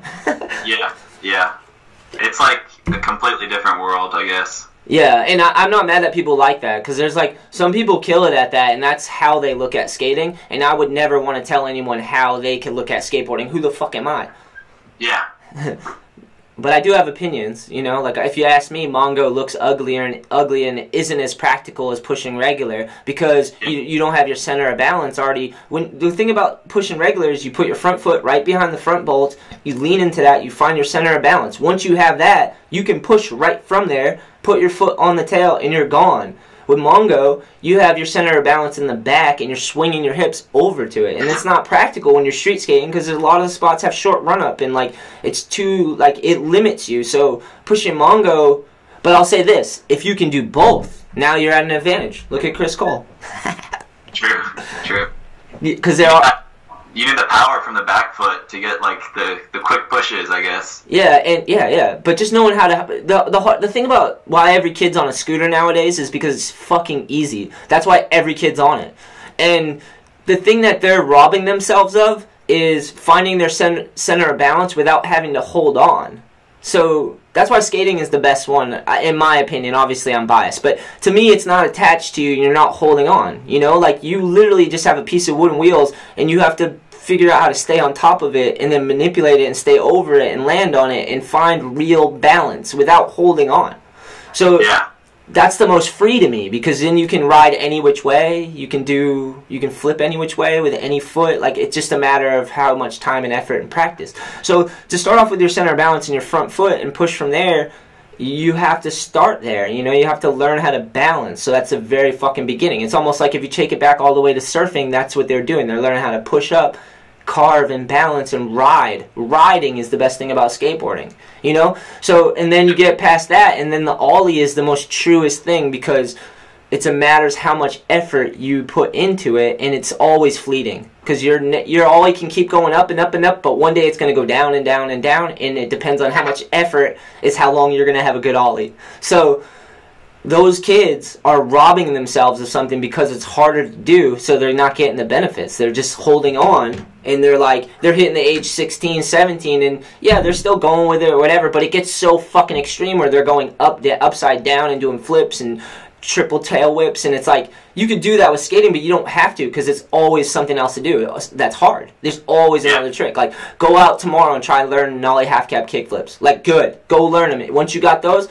guess what? Try it the other way, you know? Nollie, fakie, switch. Like, there's too much variety, you know? You don't have to get to that extreme with skating. You can, but you don't have to. No one has to be Nyjah. He can be Nyjah. That's a game, a prison by his design. He can enjoy that. He'll probably get a lot of money and show it off to everyone because he worked hard for it. Good for him. But I don't like, that's not, to me, that's not me. You know, that's not skating. To me, that's not my version of skating. I couldn't do it. Because, I don't know. It's too much. It's too much. Maybe I physically can't do it either, what he does. But, like, that was never my intent, was to get, like, gnarly. I got gnarly because it was fun and addicting, but I don't know. Those things become, you know, like I said, you design your own prisons a lot of the time. So you got to think about like what you really enjoy, not what's going to just make you the most money. You know, like you got to think like, how can I actually enjoy life and make money? You know what I mean? But like, I don't want to have to like do something that's shitty and feels like work. You know, like imagine if you could just work on things that you cared about and things that made you feel good and helped you grow and helped you develop. That would be an amazing job, right? Yeah. But we have to learn to work first. Everyone want to be a fucking millionaire and win a fucking lottery. It's like, meanwhile, it pisses me off. I'm sorry to rant, but meanwhile, it pisses me off because I'm walking around in these impoverished neighborhoods, which I don't even think they're impoverished, but people's attitudes are and the way they look at life is, and there's money on the ground. That makes me the most broken-hearted person. I'm like, the one thing you're complaining about, you're walking over it. And I don't care if it's just a penny. You look throughout the day. Go anywhere. Look, I've always find money, and I'm like, this is the thing we kill people over. This is what we send people off to fight for. This is like, and we don't even value it. To me, that's like, breaks my heart, you know? Like, it's the poverty of mind in that is, yeah. People's attitudes. And it's not everybody, it's not everyone, but like, for sure, a lot of us and a lot of people could do a lot better, you know, and including myself. And when I want to be a pro in something, I want to be the pro in the sense that I'm doing good for that thing and those people, like whoever loves that thing. Like I want to be professional for them, you know. I don't care if every pro's in a magazine or every pro's Nyjah or every pro's whatever. I don't care. My version of a pro is someone that gives a shit, applies effort, and helps contribute, and does that for a long period of time. And they become a professional, no matter what it is. A job, skateboarding, fucking my girl pole dances, whatever it is you want to be a professional in, you know? And I have kids hit me up today that just ask me to get sponsored, and they're just getting into skating and can do like 3 tricks. And I'm like, dude, it's so sick you're psyched on skating. And it's cool to be sponsored, but like you're already asking about it, and it's like you haven't even done the work. So how do you tell these 12-year-old kids like it takes a long time? They don't want to hear that. They want to get on a scooter, or they just get mad and think you're offending them, and like you're telling them they won't do it. So like to me, this is what a pro does. Because to me, I've always tried to find the words to explain, whether I have to type it out for 20 minutes and go, look, this is how this works. Like it takes a long time. Like skateboarding. We need communities, we need skate shops, we need brands, we need people that love skating that are willing to work and still invest in it. You know, like everyone wants to start a brand or start something and just enjoy the fruits of the labor right away. It's like, yeah, but you have no foundation, you haven't built anything. Like your popularity alone isn't going to do it. Why are people going to buy anything from you? Why? Like, you have to give them value. Like, that's the real thing. Is like, but everybody just thinks they're going to trick someone into giving them value or something. And it's a lottery mentality. And it's like, no, you're not. Especially not nowadays. People can tell, and there's more transparency than ever with the internet. It's all mirrors. The internet's a big mirror. We can see our ugliness. I was super surprised when everyone just found out about racism. It's like, I've known racism for so long. Whenever you grow up around poor people, it's like, even just not just black, but any color. Like there's people that they're at a disadvantage, you know, and some of it's their fault and some of it's not. They've been sold a fucking shitty thing, or they've been put in compromised situations where they had to like take the lesser of two evils always, you know. And it's like, there's ugly things, you know, like but you know, that's the whole thing, is tell those people to work, and they're broken. My mom was broken. If I told my mom to go get a job, she shouldn't have got a job. She needed counseling. She needed real health care, but we didn't have anything. They don't have anything like that. They send you to counselors and stuff, but it's part-time and, like, it falls apart. Like, she needed 24/7, you know? I think we're, like, raising more awareness on mental health and stuff, but I still think it's not, like, where it needs to be. Like, yeah. I mean, it's a real thing, and I feel like I still know people who just, they're not that aware of it, or they don't think it's as real as it is, like how people can be affected by, you know, depression, anxiety, and then other serious disorders, like, you know, I mean, yeah. I think a lot of people that have problems or might be like homeless or something, you know, people want to say that that person is that way because of drug addiction or something, but they might not be looking for like the reason, the reason behind that addiction or whatever. Why did they do that in the first place, you know? Like, it could be because maybe they were abused psychologically or physically, or maybe they have undiagnosed illness, you know? Yeah. Dude, if someone looked at how I used to skateboard, it was abusive. I would skateboard till, like, too much. I skated too much till it started to hurt me. Because I was always injured, and I was always stressed out, and I was always, it became a prison, you know? I was like, fuck, because of fear, because you, like, have issues and things and trauma, and, like, my approach of looking at things, like, I developed in a crazy circumstance, and a lot of people do. Like, I know my story seems extreme, because maybe it is to a certain thing, but I know a lot of people with this story, and not all of them have done what I've done as far as, like, developing into a healthy human, and I've been unhealthy, you know, and it's like, some of it was my fault, and some was thrusted on me, and there's a lot of individuals, and the line between homelessness and, like, in this country, though, that's what breaks my heart, because there's opportunity. I know there is. I'll go out tomorrow, I'll see a bunch of help wanted signs, and it's like, but how do you convince people that it's even worth working for? Because a lot of them are broken, a lot of them are misled, too, and a lot of them, there's like, you know what I mean, there's enough holes out here, there's enough people making money shitty ways to trap people in all these schemes and make them unhealthy and fat and lethargic and complacent and sheep-like and promise them this, and life's scary and hard, so people will go for that, you know what I mean? And America had no rules on or regulation on capitalism. It was like the American dream, you know? Like, if you think about it, it wasn't really about humans and well-being and developing. It was more scams and hustles and bullshit, and, like, they believed it, you know? So, like, we have to have a transition to, like, we have to focus on individuals and help them develop and make sure there's ways to do that, you know? It's so hard, though. It's so hard. Because how... I don't know. That's my little part with All I Need, is, like, I hope people look at the brand and go, all I need. like as an individual, if we all find our own needs and we learn to work, we can build past those. And if we all have the, like, say if everyone around me skates and can hold down a job, and we can keep having this contest every year, and we can keep growing skateboarding, and we could all do skateboard lessons and turn other kids on to skating, so there's like generations deep, and we share and allow them to have their ride and experience, and we build up these platforms, and we all do it together, and not because we got a sponsor and they gave it to us, but because we just fucking figured it out and worked for it. Do you know what I mean? Yeah.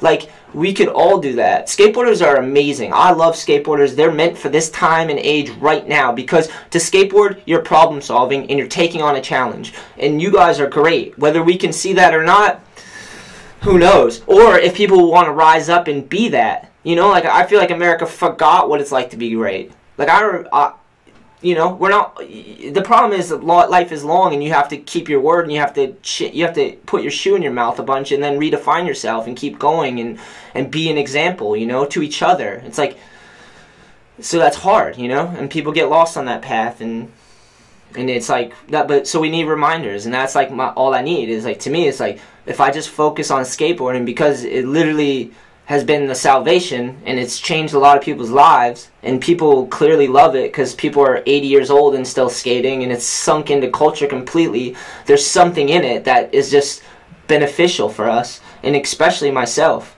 So to me, it's like, fuck getting sponsored. Let's do good for skateboarding first. Let's just make sure we build up skateboarding without any outside influence and money, and make sure we can do it on our own, and then the sponsors will come, you know? Like, it's just kids, like, they want the glitter and gold, and I'm like, you're going to get it, but they'll take it away. And I can say that because I went through the recession, and I was pro, and I had 25 pro boards out, and I had a low top and a mid top, and 3 different colors each, and I was in magazines, and I had all the things I could possibly want, and then they just took it away, my paycheck as well, and then I was like, okay, back to work.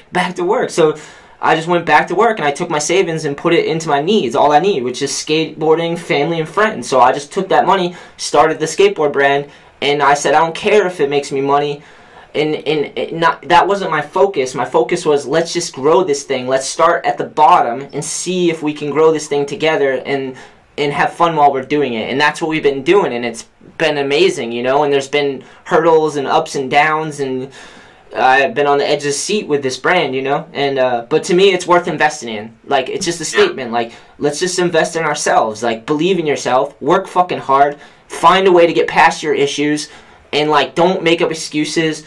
Don't define yourself without redefining yourself. Like, let's be the example that we talk about or we envision. Like, it has to be the American experience, you know? Like, I don't want to sell a bunch of kids a dream and be like, oh, I'm pro and do-do-do, and you can be pro. I want them to know the real deal so we could all earn that someday, you know? Like, and the truth is, people change. So, like, some people say they want something and they get into it, and the amount of work makes them change their heart. And that's they find out they don't want to work that hard for it or whatever. Yeah, and it changes their approach, and that's fine. Like, that's fine. Some people want different things in life, and I'm fine with that. So, like, to me, it's like as a pro, I just feel like I gotta show the behind the curtain. I feel like that's the best way to do it, you know? Because, like, too many people just relied on selling gimmicks and shit to make their career, and then all things fall apart, you know? And it's like, now you've been robbed of everything, and you are just a caricature of who you are. And it's like, who are you? That was like the podcast. I'm like, I want these motherfuckers to show who they are, so we can all do this together, so it can be real. Because you guys are my fucking idols. Like, every skateboarder out there, I was like a little kid, like, whoever I found out, I was like, they skate? I gotta know everything about them. Like, I love stories, narratives, personalities, like, all that makes skating way cool, you know? So, yeah. Dude, I can say real quick, like, as far as your podcast and everything, I am hyped to have you on real quick, just because, dude, you're pretty much the reason I got into, like, wanting to create a podcast. I listened to a few other ones, but I found out about yours, and then I was like, this sounds amazing. Like, not only do you have all these other guests and interest in skateboarders, but you also get to share some of your own story and own experiences, and it's just, like, a platform for that. And, like, I tried to use that to, like, in my own community, because I realized there's so many good skateboarders and interesting people around me, and just, like, different personalities that people normally wouldn't understand or wouldn't take the time to understand. And like, so that's pretty much what I'm trying to do and just keep it growing. Like, yeah, that's first, that's fucking amazing, and that's a real good way to use a podcast. I love it. And consistency, just keep doing it. That's it. Yeah. That's it. And it's like, always think of different ways to grow it. Like, and I really like the idea that you're starting organic with the people around you, because we all need to express ourselves and we all need to like talk and communicate. And if someone's willing to build that platform so we can like listen to each other, because a lot of growing and learning is listening, you know? Yeah. And when you're young, we don't listen enough, and I am definitely guilty of not listening enough. You're in your head too much. You have an ego, and you're just stuck in there, like talking to yourself and trying to figure things out, and stuck in your emotions. You're more like, you don't have the scaffolding to have clear thought. So like, the way you get clear thought is to listen to other people communicate and then try it yourself, you know? And we all need that. That's a huge necessity right now. And if you start on with your own people around you, like your friends and family, you guys can talk and you can have great conversations and people can listen, and then you can start to realize that everyone's doing cool shit and that you guys can work together, and this person's is funny as hell, and that person has perseverance, and that person is very caring, and and then, you know, but the thing is, people get into it and they're like looking at it as profit driven. Everything's got to make a profit. That's what it all is. And it's like, yeah, we have to make a living. We have to cover our needs. That's what works for. Yeah. Like, go get a job and fucking cover your need, and then once that's done, you know, you can work like other things you want to do. Yeah, and like a lot of my hustle is like, I have so many jobs right now, Riley. Like, I work in a warehouse Monday through Friday, but I take Wednesdays off. I take Thursdays off, and I might take another day off. But I just started doing embroidery. Like, they were teaching me some embroidery stuff, and I was like, I'll come in for that, you know, like, because there's seasons at my job, and like in the winter, I basically can just not come in because there's no work, and I have like, you know, I have other jobs to work on. Like, I have like 3 jobs. I work at the skate park. I'm brand manager for World Industries. I have my own skate brand. So like, I have so much work around me, and I still have that 9-to-5 job too, because I just love that place. Like, those people are awesome, and I have an obsession with clothes and apparel and fashion and all that stuff. So like, I don't want to do that work all the time, you know? Like, it's a 9-to-5, and it's like, a lot of it's pretty simple because it's repetitive and you do it all the time. But like, I enjoy it still, you know? So, but yeah, like, just, that's what I'm saying. I just want dudes, like, if people really want to have a brand or have the skate community, like, the skaters got to take on the responsibility and do it right. Because if you don't, then you can't complain about the state of skateboarding, because you're not contributing. You're just complaining, you know? And I've dealt with that a lot. A lot of people got opinions. Skateboarders are really fucking opinionated, and I get that. I'm opinionated, and I have a sense of humor, and I can be mean too, or whatever. But it's like, I love people that care and try. And those people that continue to do that, they usually are successful. Oh, yeah. Yeah. I want to ask you real quick, as far as, like, I know you've ridden for bigger brands. You've ridden for Zoo York, oh, yeah. Birdhouse. As far as, like, what's the difference now between, like, riding for those brands and then just having your own brand and kind of having more control about, like, I guess maybe just bringing it back to the roots and everything, like. Yeah. So, perfect question, and thank you for that. Here's the perfect comparison. Right now, I am brand manager for World Industries. Like, World Industries is a one-of-a-kind brand, like, more than any brand out there, even Nike. Like, think about World Industries, and, like, if you actually know the history of the brand, it's the most unique brand. It's insane. They have the 3 characters. You can tell any story. It's built off of artists and skateboarders' hard work, and they're a one-of-a-kind brand. Like, so I work for them, and they're owned by people that don't necessarily skate, you know? They have people that work in an office and people that don't skate, you know? But they hired me because they needed someone who understood the roots of the brand. And of course I do, because I love skateboarding and art. Those are hand in hand. Elwood's being such a dick right now. One second, Riley. Okay, you good. Tara! My lady's got people coming in. Just juggle for a second. Good. Okay, we're good. Yeah. Alright, we're good. Sorry. You're good. So like, to me, they hired me, and they're trying to start small, which is awesome because that's how I work, you know. And when I rode for Zoo York, I saw like the corporate side. Zoo York was owned by, I believe it was Iconics at that time, and G Unit was in the same building. It's in Manhattan, and it's like a skyscraper in Manhattan, you know?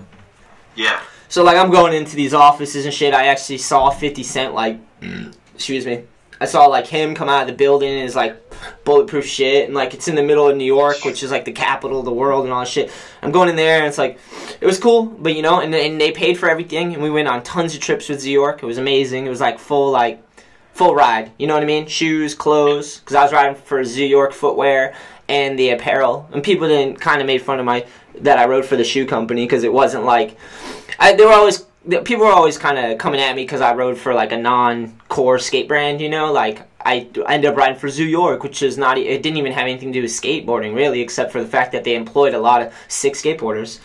Yeah, a lot of sick riders. Yeah, we had a sick team because they employed the right person that got the right pieces. And because to me, I'm fine with like outside skateboarders wanting to invest in skateboarding. They just need to get skateboarders to do it, because don't try to fake it. Like, it's too transparent. Like, you got to get the people, like, if you want, so the thing about brands is if you get disconnected from your roots, you're lost, because that's what builds your brand up. It's like, that's what I told the guys at World Industries. I'm like, well, artists and skateboarders built your brand up. That's literally what the years of effort accumulated, and why World became what it was because of that. So like, we have to invest in that, you know, like, and they, you know, for them, they're a business, and they're like, yeah, but like, they want to sell stuff. That's what businesses do, and I get that, you know, because I don't always want to sell shit. I'm gonna be honest with you, like, that's something that's a part of business. That's not the fun side, you know, like selling it and trying to, like, it's not the funnest thing, you know what I mean? Like,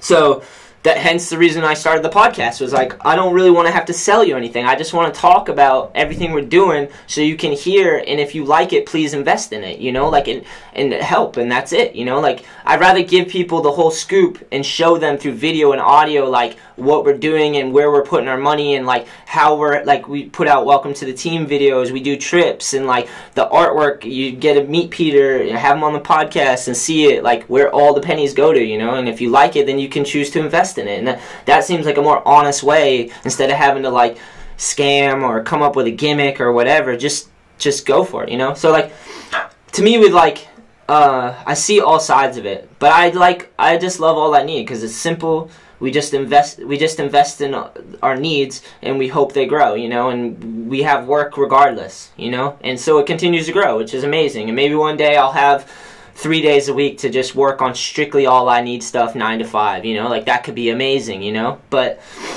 like, so that's the difference, you know, like, with World, it's awesome. I love World. That brand is amazing, and they told me I could pick my title, and I picked brand manager, because my buddy that was doing it before me, that was his title, so I was like, I guess I'm the new brand manager, you know, and it's sick, though, because now I'm trying to get them to invest in the team and into art. I pay another artist to make some sick graphics and try to touch on, like, what made World so sick. So, but it's like I have to work with accountants. But with All I Need, I don't have to, you know? Like, I do it all myself from here. Well, I don't do it all myself. I have a lot of help, like the team and the artists and my sales rep, and, like, Conrad kills it, and so, like, there's a lot in all the shops out there that support it, and the distribution, Eastern and Ocean Ave and you guys and Chapman that makes the boards. Like, we're a team. We're making money together, and we're growing skateboarding, and we're trying to do it the right way, you know? But, like, I don't have anybody telling me what I can and can't do, you know what I mean? Literally, like, for the graphics, we just get high and drunk in Conrad's barn, me, Peter, and Conrad, and we just start brainstorming for sick ideas that we want to do. Like, no one's coming in telling us anything, even with World, because with World, it's such a unique brand, you can almost get away with anything. Like, if you go and look at the brand, there's not a boundary they haven't crossed. They're a one-of-kind brand. Like, that's why I tell these guys, I'm like, you don't understand what you have. Like, this is pretty sick, and they have the ability to sell shoes, clothing, and decks, you know, and it's like, as a skateboarder, you should want that brand to win, because it's got to employ more skateboarders if it's successful. To be successful, it's actually the roots, you know, so it's like, and then same with All I Need, it's just like, we all understand that what we're growing together, you know, like, next month we're going to Surf Expo, we like, you know, everything we make goes right back into trying to do something to further it for skateboarding's sake, you know? Like, we got this event going down in Surf Expo, and now we're trying to pull everyone from the shops down there in to come make this, like, a cool event where everyone comes shred, and, like, we have a mini ramp. We did it last year. It was sick. We gave out some cash. We're going to do the same thing this year, and just, like, have a thriving skate community of people doing cool shit, you know? So... that's like what we do. We just invest back into the community of it, the people of it, the things that make skateboarding awesome, travel and art. Like, it's such an easy thing to like invest in and stay focused on. Like, so, but yeah, that's the difference, you know. Like, one I have to deal with accountants, and the other one I don't. So I want to ask you too. Sorry, this is kind of backtracking, but New York. State of mind. I have to ask you this. My homie was asking about it. The kickflip into the red bank. Oh, shit. How was that? Dude, that was a battle. That was a fucking battle. Really? That one's gnarly. Like, I watched the part today, and a lot of tricks stand out of that, but that one especially, just because, I mean, it's a pretty big gap, and it's like bricks, isn't it? Dude, it's so sketchy. Alright, so I'll give you the rundown. Okay. It's in Roxbury, Mass. And I haven't been there at Roxbury in a little while, but Roxbury is kind of known for being a little hood, you know? So it's a little sketchy back there or whatever. And then I'm trying to kickflip. I couldn't believe I ollied into it, because it's literally cracks running up to the whole thing. And what it is it goes straight, and then it's one bank, flat, and then a second bank. And so... you can warm up by ollieing into the top bank, riding the flat, going down, but even just riding down that thing like that is so sketchy, and the ground's like cheese grater at the bottom, so you're gonna get torn up.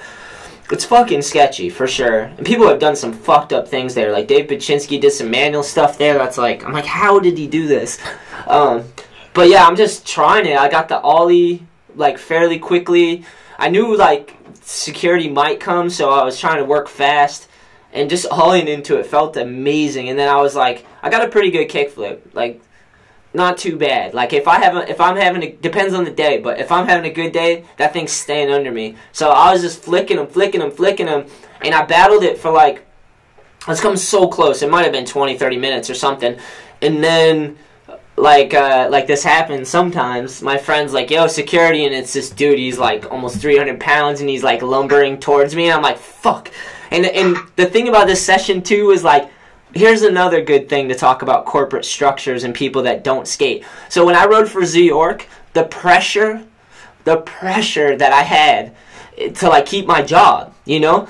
Because they want the best. Like, why the fuck are they paying you? Because they're like, they don't care if you get hurt. Like, they care so much, but there's a clause 6 months in. If you still can't skate, like, fuck your dreams, bro. Beat it, you know? So it's like... you have to kill it. And there's other dudes on the team that had to kill it. It was like almost like you were forced to compete. That was the thing about New York that was weird. Like, I felt like people were competing, and they were my friends. And I'm like, this is like weird, because this is like, I'm not good at this game because I just do me. Like, I'm like the awkward dude. Like, I'll just go off and I just can't compete with people. It's hard for me to compete with people. I don't want to compete. I want to do me. And a lot of improve. Exactly. But with it comes money, and like there was like, you got, like, some fame and stuff. Like, I never dealt good with... like, I don't really care about fame either. That's another one that's, like...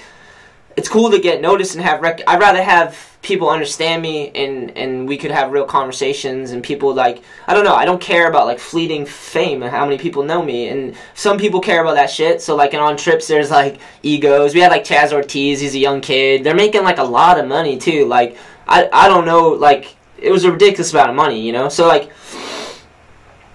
I don't know. To me, I just, like, couldn't play any of these games. But it was sick. But, like, it forced me to skate really gnarly. Like, I was like, dude, I want to be, like, they made me feel like I was the best, you know? I'm in all these... they made, like, cutouts of me and put them in stores, you know what I mean? And, like, trying to sell their stuff. And I'm like, I gotta be the best I can be. This is insane. Like, this opportunity is crazy. Same with World Industries. When... you know, we were selling shoes across the Midwest, and people were loving it. We had a sick team, and it was so cool. And they were making cutouts of me for my pro models and putting them in, like, these family footwear stores that were selling my shoe. And I know that sounds weird to say, because it's, like, support skate shops. And I'm always like that, you know? Like, skate shops saved my life. But to be on that level and to have that opportunity as a young kid, it wasn't like I understood any of it, you know? It was more like, these dudes are selling my shoes, and they're putting cutouts of me, and I'm getting these checks and getting to travel, and I'm like, this is fucking insane, and I so grateful for it. Like, I'm like, this is literally how I'm living, you know, like, I'm not working, I don't know what's back home. Every time, the thing about traveling is, like, and being away from your home, because I had to get away, because, like, everyone was not doing good, and they were crabs in the barrel type situation, where it's like, someone's got to get out just to, like, see what it's like, and then maybe come back and throw a rope down, you know, like, that type of situation where it's like, I got to get away from this because this is insane, and these people aren't getting better, and they're just hurting me now. Like, that was a choice. Like, when I hit 18, I had to, like, kind of write my family off and be like, dude, if I stay here, I'm never going to, like, I'm not going to get healthy. Like, I'm not. Because I'd be on trips, even once I got away, I'd be on trips and I'd call home, and there'd be, like, crying and fights and cops and violence and drug abuse and, like, mom's lost and da-da-da, and I'm like, this is the same thing. Like, same shit in the same situation you left from. Yeah, I don't know how to help you. Like, we all have to, like, because of my family, we never had, like, we loved each other, and I have great siblings, and, like, my mom, but, like, it was always, like, yo, we gotta survive, like, for real, like, shit's gonna fall apart, and we gotta figure it out. It's all man for themselves. We're all kids. Like, none of us were, like, adults. We were just thrusted into being adults, you know, like, yeah. So it's just like, my siblings and I are weathered tough. I love my sisters and my brother. Like, they're survivors in every sense of the word, you know? And, but that's, like, weird. Like, I suck with traditions. Like, I don't know how to buy gifts. Like, I've gotten better. I'm getting better. I'm trying. Yeah. Me and my lady have 2 dogs. So, but yeah, so fucking that was like, I'm on trips and I'm trying to keep my head together and dealing with, like, crazy shit and money and opportunities and assholes, and I just feel a lot, and I'm aware of a lot of shit. Even I'm always aware of people around me because I'm used to having sketchy people around me. So, like, I gotta watch them, you know, and, like, it just caused me to, like, kind of watch people a lot. And not, like, a judging way, but just, like, I want to make sure everything's, like, safe. I want to look people in the eyes and know that they're stable and I'm stable and high, you know, like, so I'm just aware, you know, I want to be aware in case something bad happens and I can get myself out of harm's way, or I can help people, you know, like, whatever the situation calls for. So, like, if we're all doing that's a good thing, you know, because there is crazy shit out there and crazy people out there, and I know how it feels to be lost and feel crazy and do, you know, like, you can do fucked up things. People can do fucked up things, you know, like, I've never done anything too bad, but, like, you know, I've imagined it, you know, like, so it's gnarly, and I've seen it, you know, I've seen people do fucked up things and compromise, and it's always subtle, too. It doesn't seem that fucked up, and then you're like, that's fucked up. It's always a compromise. But, yeah, so I'd be on trips, and I'm just trying to keep my shit together, and I couldn't even call home, because I'm like, there's gonna be, the bottom's always falling out, and half of it's their own fault, you know, I'm like, you just not doing what you need to do. Like, this is what happens in life when you don't listen to the signs and you think you got it all figured out, or you're too scared to face it. And, like, I have to talk to the adults like this, you know what I mean? And I'm a kid, and I'm like, this is ass backwards. It's a role reversal type situation where I had to be an adult at a young age, and, like, you know, so that type of thing. And I'm like, can't even really call home after a while, you know? Yeah. And that sucks because you get disconnected, you know? But, like, I love being home now. I knew I'd be back. Like, when the second I got a chance to move back from California, I was living out there with Birdhouse, and then when I moved to New York, I moved back. Because I was like, these people are assholes, but, like, it's a particular type of asshole.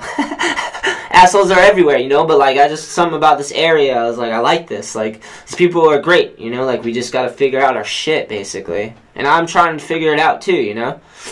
Yeah. But, yeah, so, I don't know. And that's the thing about All I Need is, like, to me, it'll go on for as long as we want to do it. I don't care. Like, it's like, to me, I love doing this skateboarding stuff, and I don't really care about any other bullshit. Like, if it's not fun, we're not going to do it, you know? Like, to me, all I need is just, like, let's do this because we all love this and we want to do this, and let's take it as far as we can, and it'll be so fun, you know? Cool shit will happen. And, yeah, so that's the difference. Like, I don't know. For New York, it was amazing, but it was way intense and way crazy. And with All I Need, it's like I have team riders and people that work with me now, and I can try to make the ride smoother for them so they can have a health and happy environment to create and do cool stuff and trips and, like, just... And then we do the event with the New England Am and the podcast and just, like, trying to connect everything and reach out to people and... like, I just want to build a sick skate world, you know what I mean? Like, just so, like, if kids get into it, it's like, whoa, look at all this cool shit that they have. We have the New England Am. We've done it 4 years. We got the podcast where, you know, you can hear all the stories and stuff. We got 2 brands, you know, like, to me, it's like, that's fun, that's sick, that's awesome, and like, people, it's cool to do that, especially on the East Coast, you know, like, where there's not that many brands here, you know? No. I'm proud that we're doing it, though. It's amazing. Our skate scene is so thriving right now. It's insane. Like, and people are getting along, and there's so many different personalities and crazy people and crazy good, too, you know? It's, like, fucking insane right now. That's awesome, though. That's good. Yeah. We have I live near a 30,000 square foot indoor skate park called the Edge Indoor Skate Park, and, like, it's like where me, Westgate, Don Pierre, Barley, all these dudes, we just skate here in the winter. So it's like we actually can see our skate community because of this indoor park. And then we started that event, and it's been 4 years, and we had like 14 and under, 15 and over divisions. We had a ladies jam this year, and we had a skate shop division where we had like 20 skate shops come, and they brought 3 riders each, and they like jammed it out, and like they had the course for like a minute or two, and each 3 dudes on the team just basically get to destroy the course together. And then, you know, the next team comes out, and the next team comes out, and then we have like Donnie Barley was a judge, Brendan Westgate, I judged a little bit. We had Paczynski there, Zared came before. Yeah, it was sick. It was like East Coast homegrown dudes, which is like kind of cool to have that for skateboarding. I'm always like, it's sick that we just do this contest, like, just to do it, you know what I mean? Like, fuck it, and everyone's part of it, and it's like, if you build it, they'll come. People have just shown up, and it's only gotten more fun and more exciting, and we've gotten better at it, you know, and I've met awesome people. The sickest part about doing the New England Am is that people come from all over, like California, Baltimore, Philly, Florida, Virginia, like, you name it, like Maine, Connecticut, New Hampshire, they all come to the park, and it's insane. It's a 2-day event, too. And it's like, we just keep doing it, and it's like trying to get better at it every year, and it's just sick. It's like, so shit like that, it's like, how could you not do that? You know, that's what I dreamt of doing when I was a little kid and thinking about being pro, is like, how do we keep this going? Like, this is so sick, you know? Like, these moments are awesome. And now you're giving other kids the chance to be inspired, or it goes full circle, I guess. Like, yeah, absolutely, dude. you know what's crucial to me is skateboard lessons. Like, if you want to be a pro skateboarder and you don't do skateboard lessons, it confuses me, because I'm like, especially if you're older, like, I'm 35, like, I feel young, but like, in skateboarding, that's older, you know what I mean? Kids are skating so young, but at 35, like, if I'm going to be a pro, like, I feel like I got to do skateboard lessons, because there's a lot of people that get into skateboarding and, like, or they'll try it and they get hurt because it's hard. You know what I mean? Like, they get on the board and they get confident and they get going, and then they fucking fall and bust their ass, and then they don't touch a skateboard again. Or there's, like, parents that are like, I want my kid to skate, but, like, I want them to have a good introduction to it and, like, know how to, like, so my job is, like, how do I introduce this person to skateboarding on the most fundamental basic level? So we just start on flat ground, finding our balance, you know, and, like, I see how they can roll, and then it ends up, like, my skateboard lessons usually end after a while. We do, like, 4 or 5, and then it's like, by that time I have a skate buddy, you know, like, just show up at the park and we'll skate when you're there, because I try to introduce each other to all the other little dudes and everyone. I try to connect it all, because, like, I've been doing lessons for so long. Dudes that I do lessons are, like, adults now, you know, so it's like, sick. Yeah, it's, like, crazy, and it's, like, my skateboard lesson is more for me, too, because I fucking do them on the weekends, and every time I'm like, why am I doing this? Like, I could just sleep in. I'm so tired. And then I go do it, and it's like, reminds me why I skateboard, because I just start at the beginning, and I get them to roll around the park, and it's usually a young kid now, and it's an hour long, and I get to show them cool shit, or I just get to hang out and watch them do cool stuff and encourage them, and, like, it just, like, after that, I'm like, I go home and I'm like, my day can't be bad after this, you know? Yeah, and it's like, right? Yeah, and it's like, if you really care about skateboarding, like, there's so many little dudes out there that might just want to, like, you could help influence them and help them learn how to balance and, how, you know, make their ride easier for them, you know? So they don't go through the same pitfalls. Like, I went through a lot of pitfalls as a young kid. Like, You want to get sponsored, and you stare count, and there's, like, all this weird shit, and jockeying stuff, and egos, and, like, competition, and, like, it all exists. I've experienced it, you know, like, But to me, it's like if my idols were always the older dudes that fucking killed it and kind of shared their like fire with me, their spark. They like shared it with me. They're like, they didn't try to like jock me out. They didn't try to like do any. They weren't playing games. They were real people that were like, look, this is the spark. This is why I love skateboarding, and that always hit me like, damn, this person is like. And then watching them get older, as I'm younger, I'm like, this person like really gives a fuck about skateboarding. And then I'm just thinking about what skateboarding has given to me, you know? And like, I've needed help. I needed someone to be like, look, dude, you're having a bad day because you're being a bit of an asshole and too hard on yourself. And you're like, oh, you're right.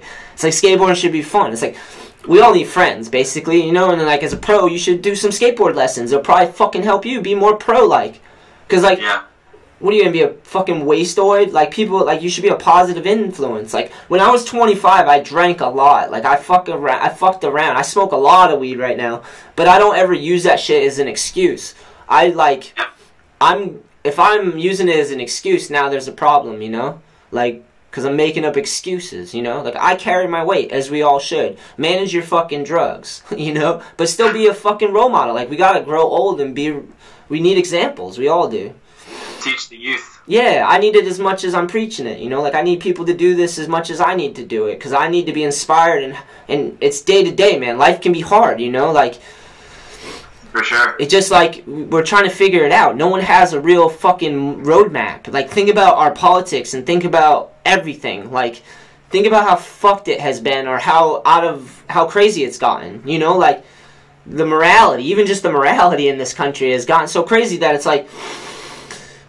we need like moral compasses, and we each have to be those. We have to be those examples of like, hey, this is what I believe in. This is what I invest in. Like, and hopefully they're healthy and happy and productive for everybody, not destructive. You know? Yeah. And that's how we should grow old gracefully, right? Yeah. Now, real quick, to touch on the skate lessons, I got the opportunity this past summer. Nice. So I worked at a shop. They moved to where they're online now. They're not like in the local community anymore. Which shop? Which shop? It's Ambush Board Co. Yes, Stormy. Yeah. Do you know Stormy? Yes, dude. Stormy's the best. Dude, like, he's a legend, and I've always looked up to him. My buddy Craig Paiva used to ride for Torque with him. Okay. Dude, Stormy's a fucking OG. Yeah, I'm trying to get him on the podcast. He's helped me out with a lot over the past year and everything, but that's awesome, dude. That's so sick. Of course you know Stormy. Yeah. So we did like a camp for 2 different weeks in the summer, and just taught skate lessons, me and these 2 other kids that worked at the shop. So we did like a week-long camp, like 9 to 12 in the morning. Yeah, that's sick. It's cool. You just see the kids progress. Like some of the kids, you know, it's hard to deal with because they might just be like spazzing out and not wanting to skate or whatever.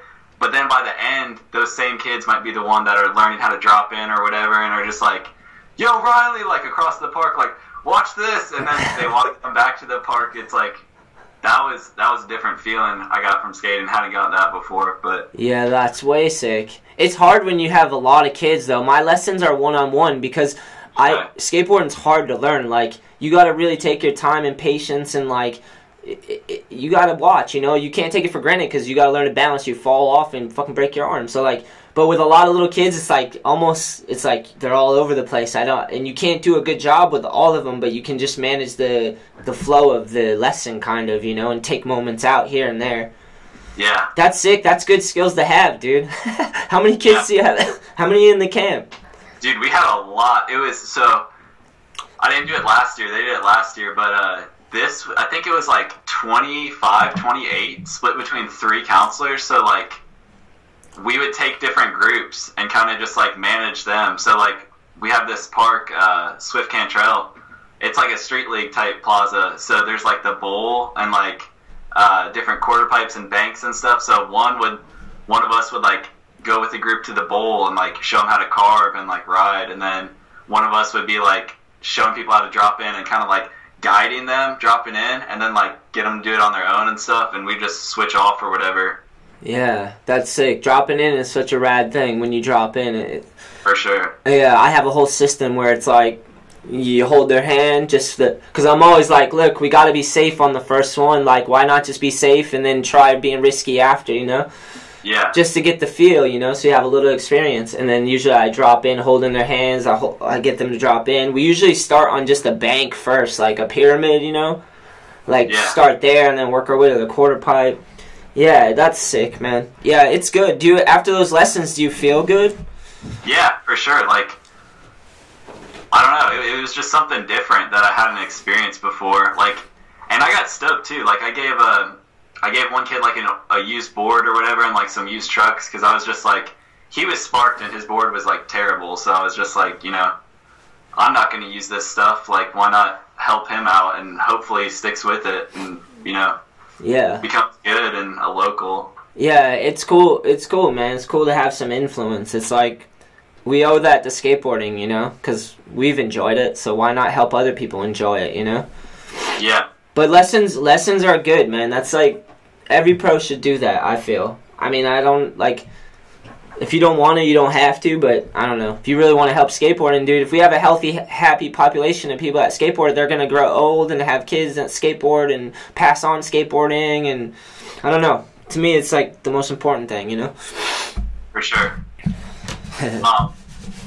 So, before we wrap it up and everything, I want to ask if you have any like experience with skate. I know you have experience skating in Atlanta and everything, but like, what's your overall take on like skating in Atlanta or just like memories coming through here? Oh, sick! All right. Oh, before we go forward with that, I wanted to tell you about one of my situations. I just did I've been doing these lock-ins at the skate park here. Okay. And the second one I did, it was 100 kids and just me. But it wasn't just skateboarding. It was skateboarding, bikes, and scooters. So I was like locked in the skate park. The other dudes were working. Like we had people working the counters and stuff. But it was just me kind of keeping the flow of this thing moving. That's insane. It was sick because like kids just surprise you. They're like so autonomous now. They're on their phones. They set up sleeping bags everywhere. Like I set up a projector so they would like if people wanted to lounge and like were tired, they could just watch fucking put on SpongeBob, put on like some skate videos, bike videos, whatever. And then the place is massive, so I would just like skate around. And the way I did it was I was like I'm gonna film like an edit. So then I would just pop out and people would be sessioning somewhere and I would just capture some clips and then move through the skate park, you know? It was pretty sick. Different areas and everything. Yeah, and everyone knew. It was like, oh, Sheller's coming through. He's going to, like, make an edit and film some clips. So, like, when I show up, they just start shredding, you know? Like, whatever they're doing. And, up, I'm sure. Yeah, and then we got the foam pit. It was pretty wild, so people were getting crazy on the foam pit. And then, we did dodgeball as well. That was pretty fun. Played like 10 games of dodgeballs. Kids just getting reckless with dodgeballs.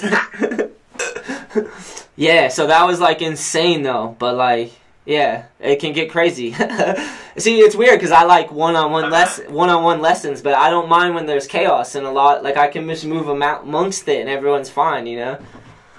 Yeah. At one point, there were kids just walking around. They looked like they were punch drunk, and it was like 7 in the morning, and they had been riding too much, and they were just like zombies. Like, I'm like, you all right? And they're like, ugh. I'm like, all right, dude.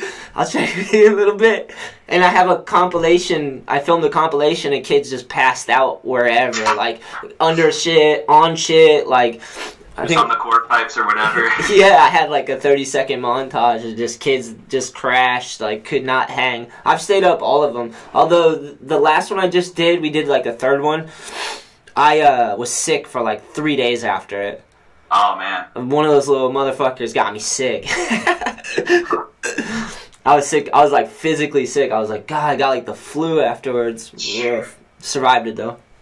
Nice. Oh, and then Atlanta's sick, dude. Jeremiah Babb, Graham Bickerstaff, dudes killed it. So sick. I've been through there a lot, dude. I skated that hubba in the parking garage. Remember that one? Yeah. Switch crooked it. It's pretty hyped on that. Yeah, that's gnarly, dude. It's so steep, right? Yeah. Dude. It's almost like a rail. Like I don't know. Yeah. I mean, it's a hubba, but it's narrow too. Is it still skatable? Yeah. People fucked that thing up. And, like, PJ going over the hubba on the side and stuff was sick. Yeah. Yeah, that thing was sick. What else? Did B.A. tray flip lip that? I feel like he might have. I think so. I know he got Man. So good though. Yeah. I have to go back and look at that stuff too. Yeah, and then I remember that long rail too. It's a round black rail. It's long, front side. It's over a double set or whatever. What's that?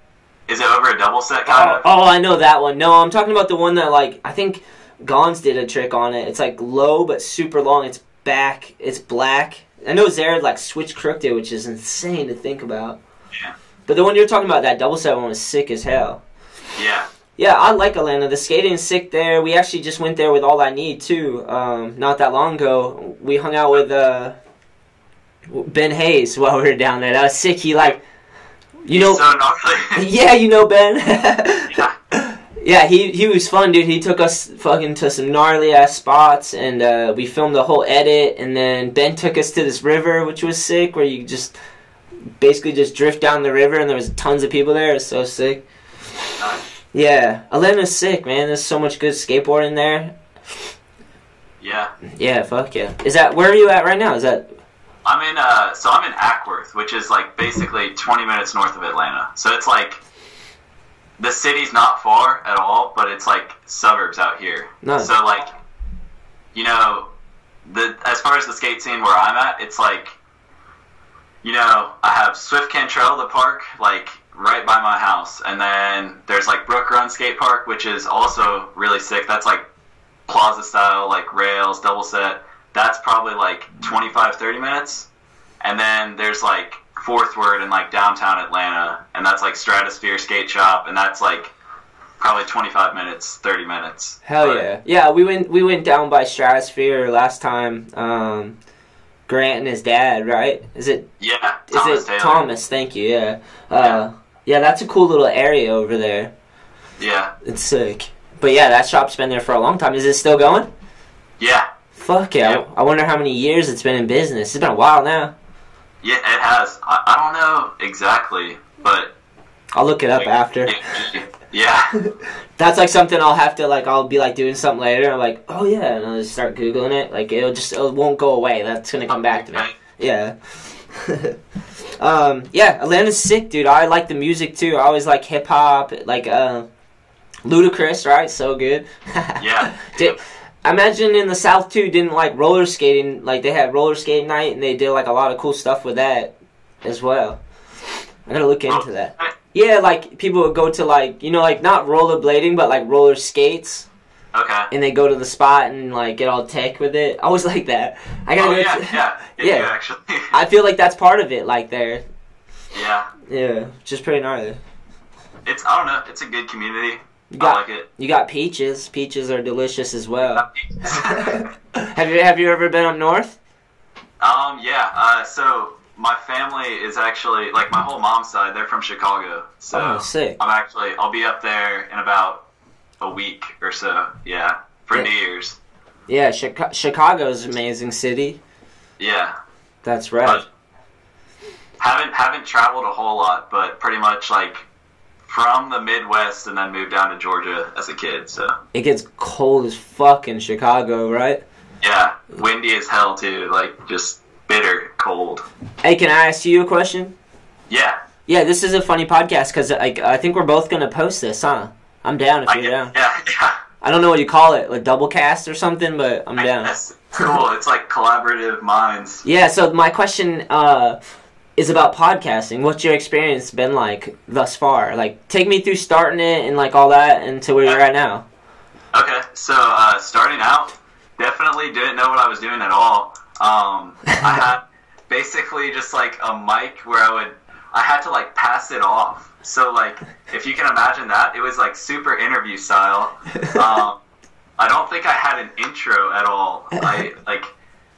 And then the audio probably wasn't even like adjusted right. So mainly like I had to really think about that. And then also I realized I had to be more conscious of the words I used, of how I wanted to express myself, and how just to come out and say something. Not like before, if I wanted to bring up a topic, you know, I would say, oh, I guess like, you know, I would use like filler words rather than just being like, yo, what was up with this? Like, how do you feel about this? Rather than just asking the question. Yeah. So it's definitely helped me be more conscious of my words, and then just also just more confident in reaching out to people that I may not know directly. I may have talked to them before, but we're not like super good homies or anything.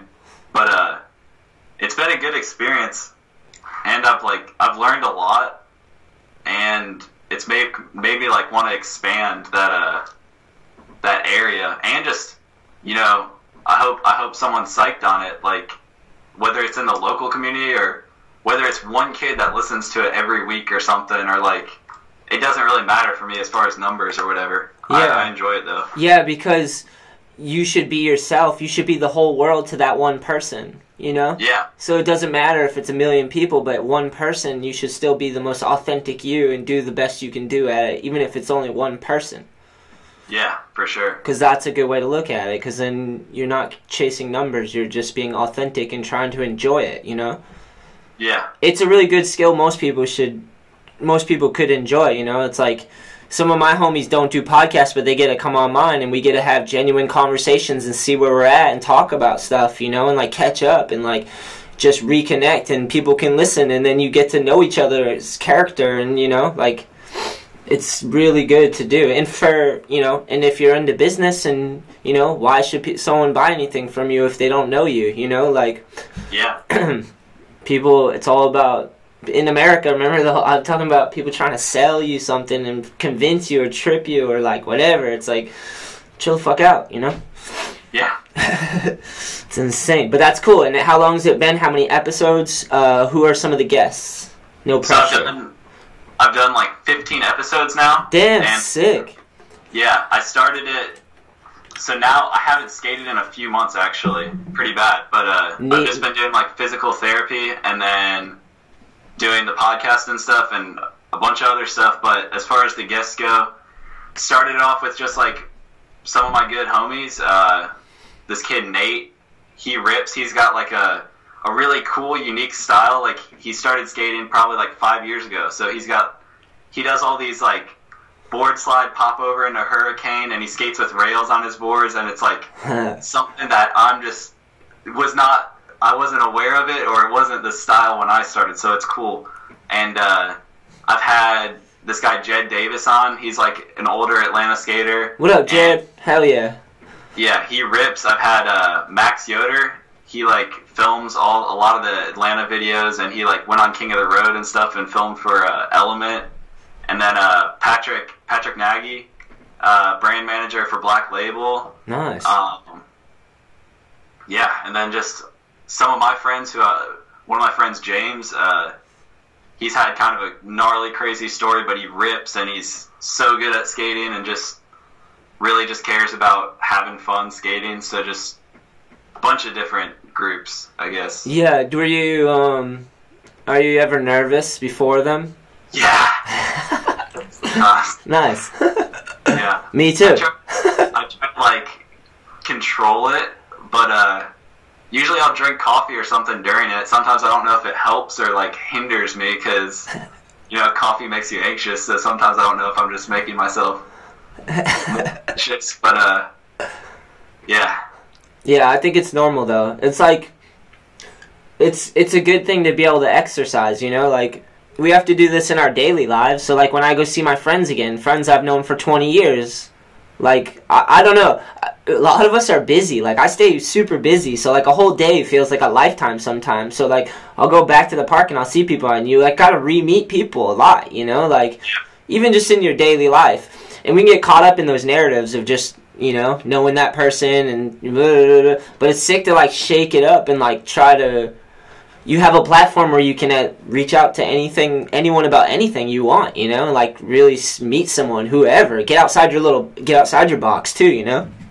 Yeah, I'll say I kind of get the same feeling as like, I haven't got this feeling in a while from skating, but when I was younger and would try a new trick that scared me, I would get like I remember my first handrail or whatever, got anxiety like crazy before, and just I kind of get that same like little like nervous, like excited, like jitter, like, oh shit, we're about to do a podcast, like let's get it. But like like nervous, but also like hyped because the outcome can be very rewarding and like good. So yeah, it's never as bad as you think it is. no. And then after you're hyped, so yeah, it's cool. Yeah, I come out and my lady be out there and I'd be all super pumped like after podcast. She's like, "You're all excited?" I was like, "Yeah, I just had a sick conversation." That's sick. Do you have? All right, here's my question. Do you? So how long is it? So it's been 15 episodes. Do you have like a schedule? Do you have like I have to put one out a week? That's what I've been trying to do. I think there's probably 1 or 2 weeks where I was like, I didn't post it in time, and I think 1 week I just didn't post one because I didn't have an episode. But I try to like stay on it. It just depends. Like sometimes not knocking skateboarders, but we're all busy. So like sometimes an interview where you think it could have gone through, something. Maybe they have to pick up a extra work shift or something, so they can't make it happen. But for the most part, I've been trying to stay semi-consistent. Yeah. Have you ever done a solo podcast? Yeah, I did one. Man, I don't think I've listened to it since I posted it, just because I was like, I don't know how that came off, but I just threw it out there because it was just one night I like wanted to get my thoughts out clearer, so I just started talking and like kind of shared some of my story, and I definitely didn't get it all out. Like it wasn't like a structured like this is my skate story. A lot of it was just life stuff, but I think it helps. Yeah, it's weird to be in a room by yourself and just be able to testify almost. Yeah. To see how honest you can be with yourself, kind of like let's get this figured out. Cause like for me it's hard too, cause like my thoughts are so fragmented from like violence and trauma and trying to forget bullshit, because I'm just like I don't even want to think about that. That was ugly, like so bad. Like things that happen and the way people were, or things like to like try to talk it out. Like it brings me to tears sometimes thinking about the shit, And then it's funny too. Like this technology is so crazy. Like I film a lot of vlogs. That's one thing I've been doing a lot is vlogging, like filming just every session and like going on my way to like make edits and put them online. And I started like getting super addicted with it, and it's like memory collecting. That's how I look at it now. I'm like, it's kind of like same with the podcast. It's like it's like sick to have a conversation with someone and like document it and have it. And like if everything keeps going, that's out there. It's like a collection. It's like collecting, because like first time I was sponsored, like all this content of me, I didn't really like. I have a lot of it, but like someone else put it out and created it and put it out, like I didn't have all those memories, like so now when I go on a trip or whatever, I vlog a lot, I film a lot, because I'm like I want these memories, like they're not just in 4-in-1. I like wanted to have them in a little collection. Now I have like a hard drive going, so it's like really sick to have it. Kind of trippy to think about. But it's like looking through like a photo album or something, but it's like your digital album, I guess, or whatever. It's like videos and it's like fully submersive too, because you can like go back and relive them. Like it's weird when I film a skate session, I'll film it and then I have to go through and edit it, and I go through like every clip and delete all the bails, and like I do it like really thoroughly, and then like so then to go back and watch it, I'm like whoa, like months later, because like it's ingrained in my head what we filmed it, I was part of it, then I edited it, and then months later I'm watching it again, I'm like this is fucking crazy, like, and some of it wants to bring me to tears, like how fun and how good people are, and like how funny and witty people are, and like same with the podcast, like it's hard to go back and listen all the time, because I'm like it's sick, but it's also like kind of humbling. You're like, whoa, this is insane, like all of this stuff. For sure. And you forget about stuff that happened, or like maybe like in the podcast sense, I'll forget that someone said something and then listen to it again and it'll make me laugh, or like you'll forget a day that you went skating with your homies and then you look back and it was just like, oh man, that was so fun, like we went to that Gap and then we went to like Del Taco or whatever, and it was just like just the little things, but it makes it like the best day ever, Yeah, and I bet those memories will just be that much more valuable when you're older and you're like, dude, I just want to like remember where we came from. You could like dip in if you keep, like that's what I tell people. I'm like, imagine if you had a YouTube channel So if you did it for 40 years, like, and then, like, you had 40 years of collection, like, you could go back. That would be insane. But you, like, and same with the podcast. It's like, imagine if you had 40 years of that. You could just, but you have to have discipline, like, some sort of schedule. I try to do one a week. I'll tell you that. Like, I ended up doing way more just because I like to stack it on, but, like, one a week is fair, you know? Yeah, that's a good schedule. I'm trying to find balance in it, too, because you get, like, sometimes you get super hyped, you want to do everything at once, and then, you know, energy comes from rest, so sometimes you have to rest, you know, like, if you're super ambitious and you like doing it, you can get high from doing stuff, you know, like, yeah. So you gotta, like, find balance, so that's what it is, because it's gotta be a long-term game and sustainable, and you gotta enjoy it, and it takes time to build things, like, whether it's a podcast, a vlog, a brand, or whatever, like, and we all have to learn, because even those who thought they had it figured out, when the recession hit, they had to adapt and learn, you know, so it's the same, you know, like, and that's how it is, like, it's gonna only get faster, you're gonna have to be flexible and pliable, and try to not be too rigid in how you do things, you know, and adjust in all things. And we need to just do that in our own lives and with ourselves, and be forgiving and move forward and keep growing. Growing is weird because it's fucking change, and change is the hardest thing for people. So you have to stay fluid and be able to take in new information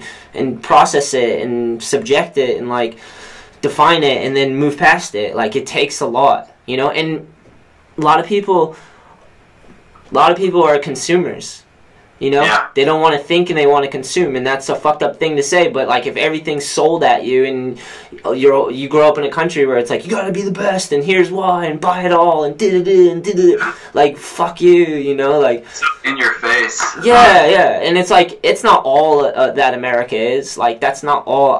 There's America. I remember it was about excellence. Like, dudes were killing it in the heights of, like, how far could we take this? And, you know, sometimes people make stupid mistakes and fuck things up, and the story gets ruined or whatever, like a moral judgment, like, or whatever, but, like, and people get nervous. But I don't know, I just remember when people really cared about the height of things and trying to get good at stuff, and it's like, we got to keep doing that, you know, like, we always got to keep doing that. It's hard, and I'm trying to remember that too. It's like, you have to do that daily. You have to be like, all right, let's make this day good, you know, like, so do you many. Write stuff down at all? Like, do you write stuff, like, whether it's, like, lists or, like, motivational stuff, or do you just keep it in for the most part? Yeah, I don't write it out. I just talk it out, and but I talk it out a lot. Like, all my friends, everyone around me, I talk about stuff. We talk about heavy content, you know, not all the time, but, like, when it needs to be done. Like, I like to talk about things. If something comes up and I feel like I could tell someone something that could help them, or could just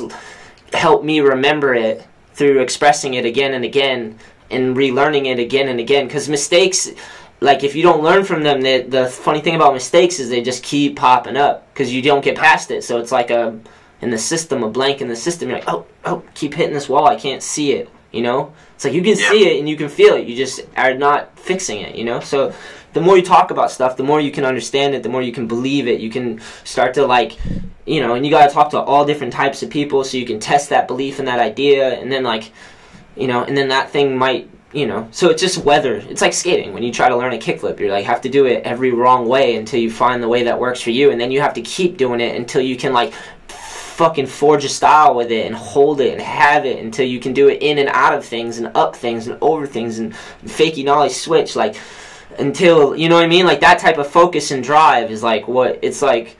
And there's a lot of consumers, you know, like, rather just be sold something, or, like, you know, whatever they can get, they can take, you know, like, yeah, or whatever they eat low-hanging fruit, maybe. But it's like, challenges are good for us. I really fucking believe that, and a lot of people do, I'm sure they do. But it's like, when you're growing up, it's hard to, like, want to challenge yourself, you know, or you only want to challenge yourself in one way. Like, a whole person is not just good at one thing. Like, I was talking to my buddy the other day. He owns No Problemo Taqueria in New Bedford, Mass. Craig Paiva, he rode for Torque with Stormy. And I was like, yeah, like, you're not one thing. You're a father. He has, like, 5 kids. I was like, you're an entrepreneur because you started your own business. And then you're a great skateboarder, so, like, you're a skateboarder. It's like he's, like, multiple things, you know, like, to multiple people. He might even be a grandfather now, I don't know, you know what I mean? Like, hopefully he will be, you know what I mean? I'm like, you've mastered a lot of things, you know, like, I don't know. That's why whenever I hear someone talking about what they want and, like, getting sponsored and getting rich and all that stuff. I'm just like, what are you gonna, even if you won the lottery, you just give the money right back to whoever as fast, because you wouldn't know how to run a brand, you wouldn't know, you just buy all this stupid shit and indulge in it and it'd be gone. You know what I mean? Like, yeah, it takes you. That's why I say no one escapes work, because you got to learn to work before you know what you're gonna work at. You know what I mean? Like, a lot of people don't, like, oh, I don't know what I'm gonna do. It's like, it doesn't matter what you do, just fucking do something. Like, go try to be good at anything. Like, get the worst fucking job you can find. Like, challenge yourself. Like, see if you can, you know what I mean? Like, and polish that turd until it's a diamond, and then just keep going and going and going and going. And that's like, life is long, you know? And it gets scary to, like, define yourself, but yeah, you can't say you're one way and then just expect that to hold through your life. Like, you gotta constantly... Yeah, you gotta reaffirm it again and again. That's just like a trick. It's like, you can land a kickflip. Yeah, you've landed 3, but can you really kickflip, you know? Like, maybe, maybe not. Because when you're young, it's like, you get it, you're like, you're on to the next, like, and it's like, I did that with skating. I learned a tons of shit, and then I had to go in and fill the gaps, because, like, I was too focused on a certain thing, you know? Because, like, whatever, I just had it in my head, you know? I was influenced by something or some stupid shit, and, like, I just... You know, but the good thing about getting older when you're 35 is that you don't give a fuck, so you just do whatever you want on your board, you know. Luckily for me, there's like a million things to do. I just keep finding new shit. It's insane. It's so fun. Like, especially if you can go to different parks and find different lines, and like, it's like endless, you know. And it's not easy.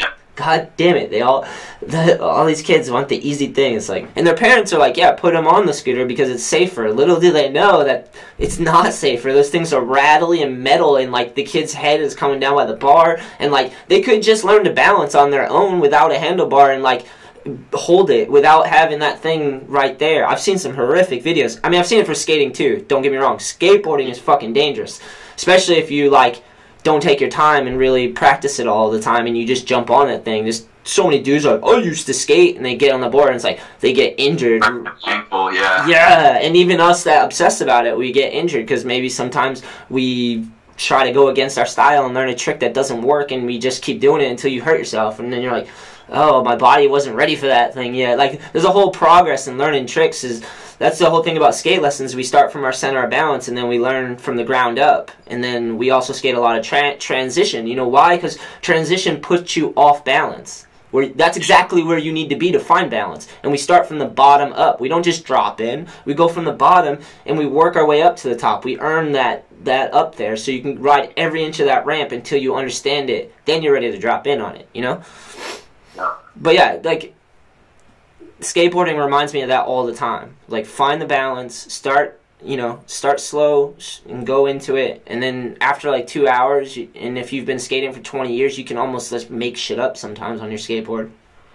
It's like retarded, you know? Like, I still watch, I skate with Brandon Westgate all the time, and that guy just fucking blows my mind on a regular basis. Like, and the funny thing about Westgate is like, he's like, he doesn't, like, he knows, like, he's good, you know, but, like, he doesn't care. Like, it's not like it even affects him. Like, he's always hard on himself. Like, not like in a bad way, but he has, like, a standard, and he, like, does not deviate from it, you know?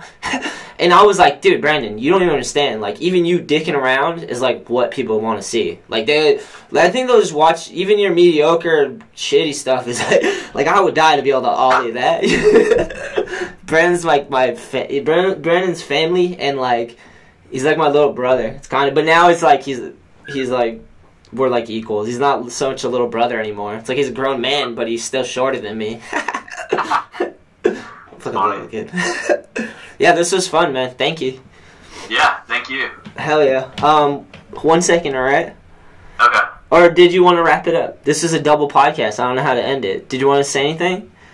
I'll probably go back and say something at the end. Oh. That's what I usually do, but you're good. Cool. Thanks for having me, I guess, too. Fucking hyped, dude.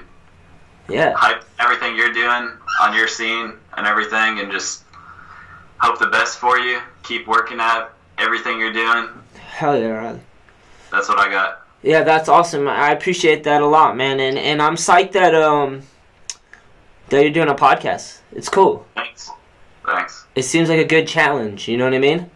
It is. Yeah, and there's so much to learn and so many people, and it's like a lot more people should... Two things, if I'm giving any advice to pro skateboarders, for sure, just start some sort of show, like a podcast or something that tests your ability as far as like communication and interaction with people would be great for you. So podcast and skateboard lessons, for fuck's sake. Just like, you'll never forget while you do it if you like help someone else get into it. It's like the sickest thing to do, and they might actually want to buy your board one day, you know, like because you were cool to them and introduced them. Like, that's grassroots skateboarding, you know what I mean? Like, keep the stokes past if you got a spark, you got to share that spark, you know what I mean?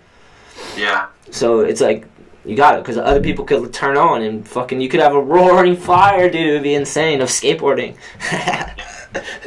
Sick. Riley, thank you, man, and maybe we'll give it some time. We'll do this again, man. And if you ever want me to introduce you to anyone for the podcast, just think about it and then text me a name, and I could always introduce you. Try to. I'd be down for sure. I'll keep that in mind. Hell yeah. And yeah. And I mean, I have people out here that ride for my company and stuff too. If you ever want to talk to them, that's like, I'm sure they'd be down. I could try to rig it up, something like that. Okay. You know, that'd be a cool way to work together. You know. Okay. Oh, hey, real quick. If people want to buy All I Need gear or World gear, or support you, yes. Where can they go? Okay, so if you're a skate shop, you could go to Eastern or Ocean Ave Distribution, and you can cop the boards there, which is awesome. And then if you don't live near, if you're someone who just shreds and you don't live near a skate shop or at all, or if they don't carry All I Need, then we got our online skate shop. It's allineedskate.com.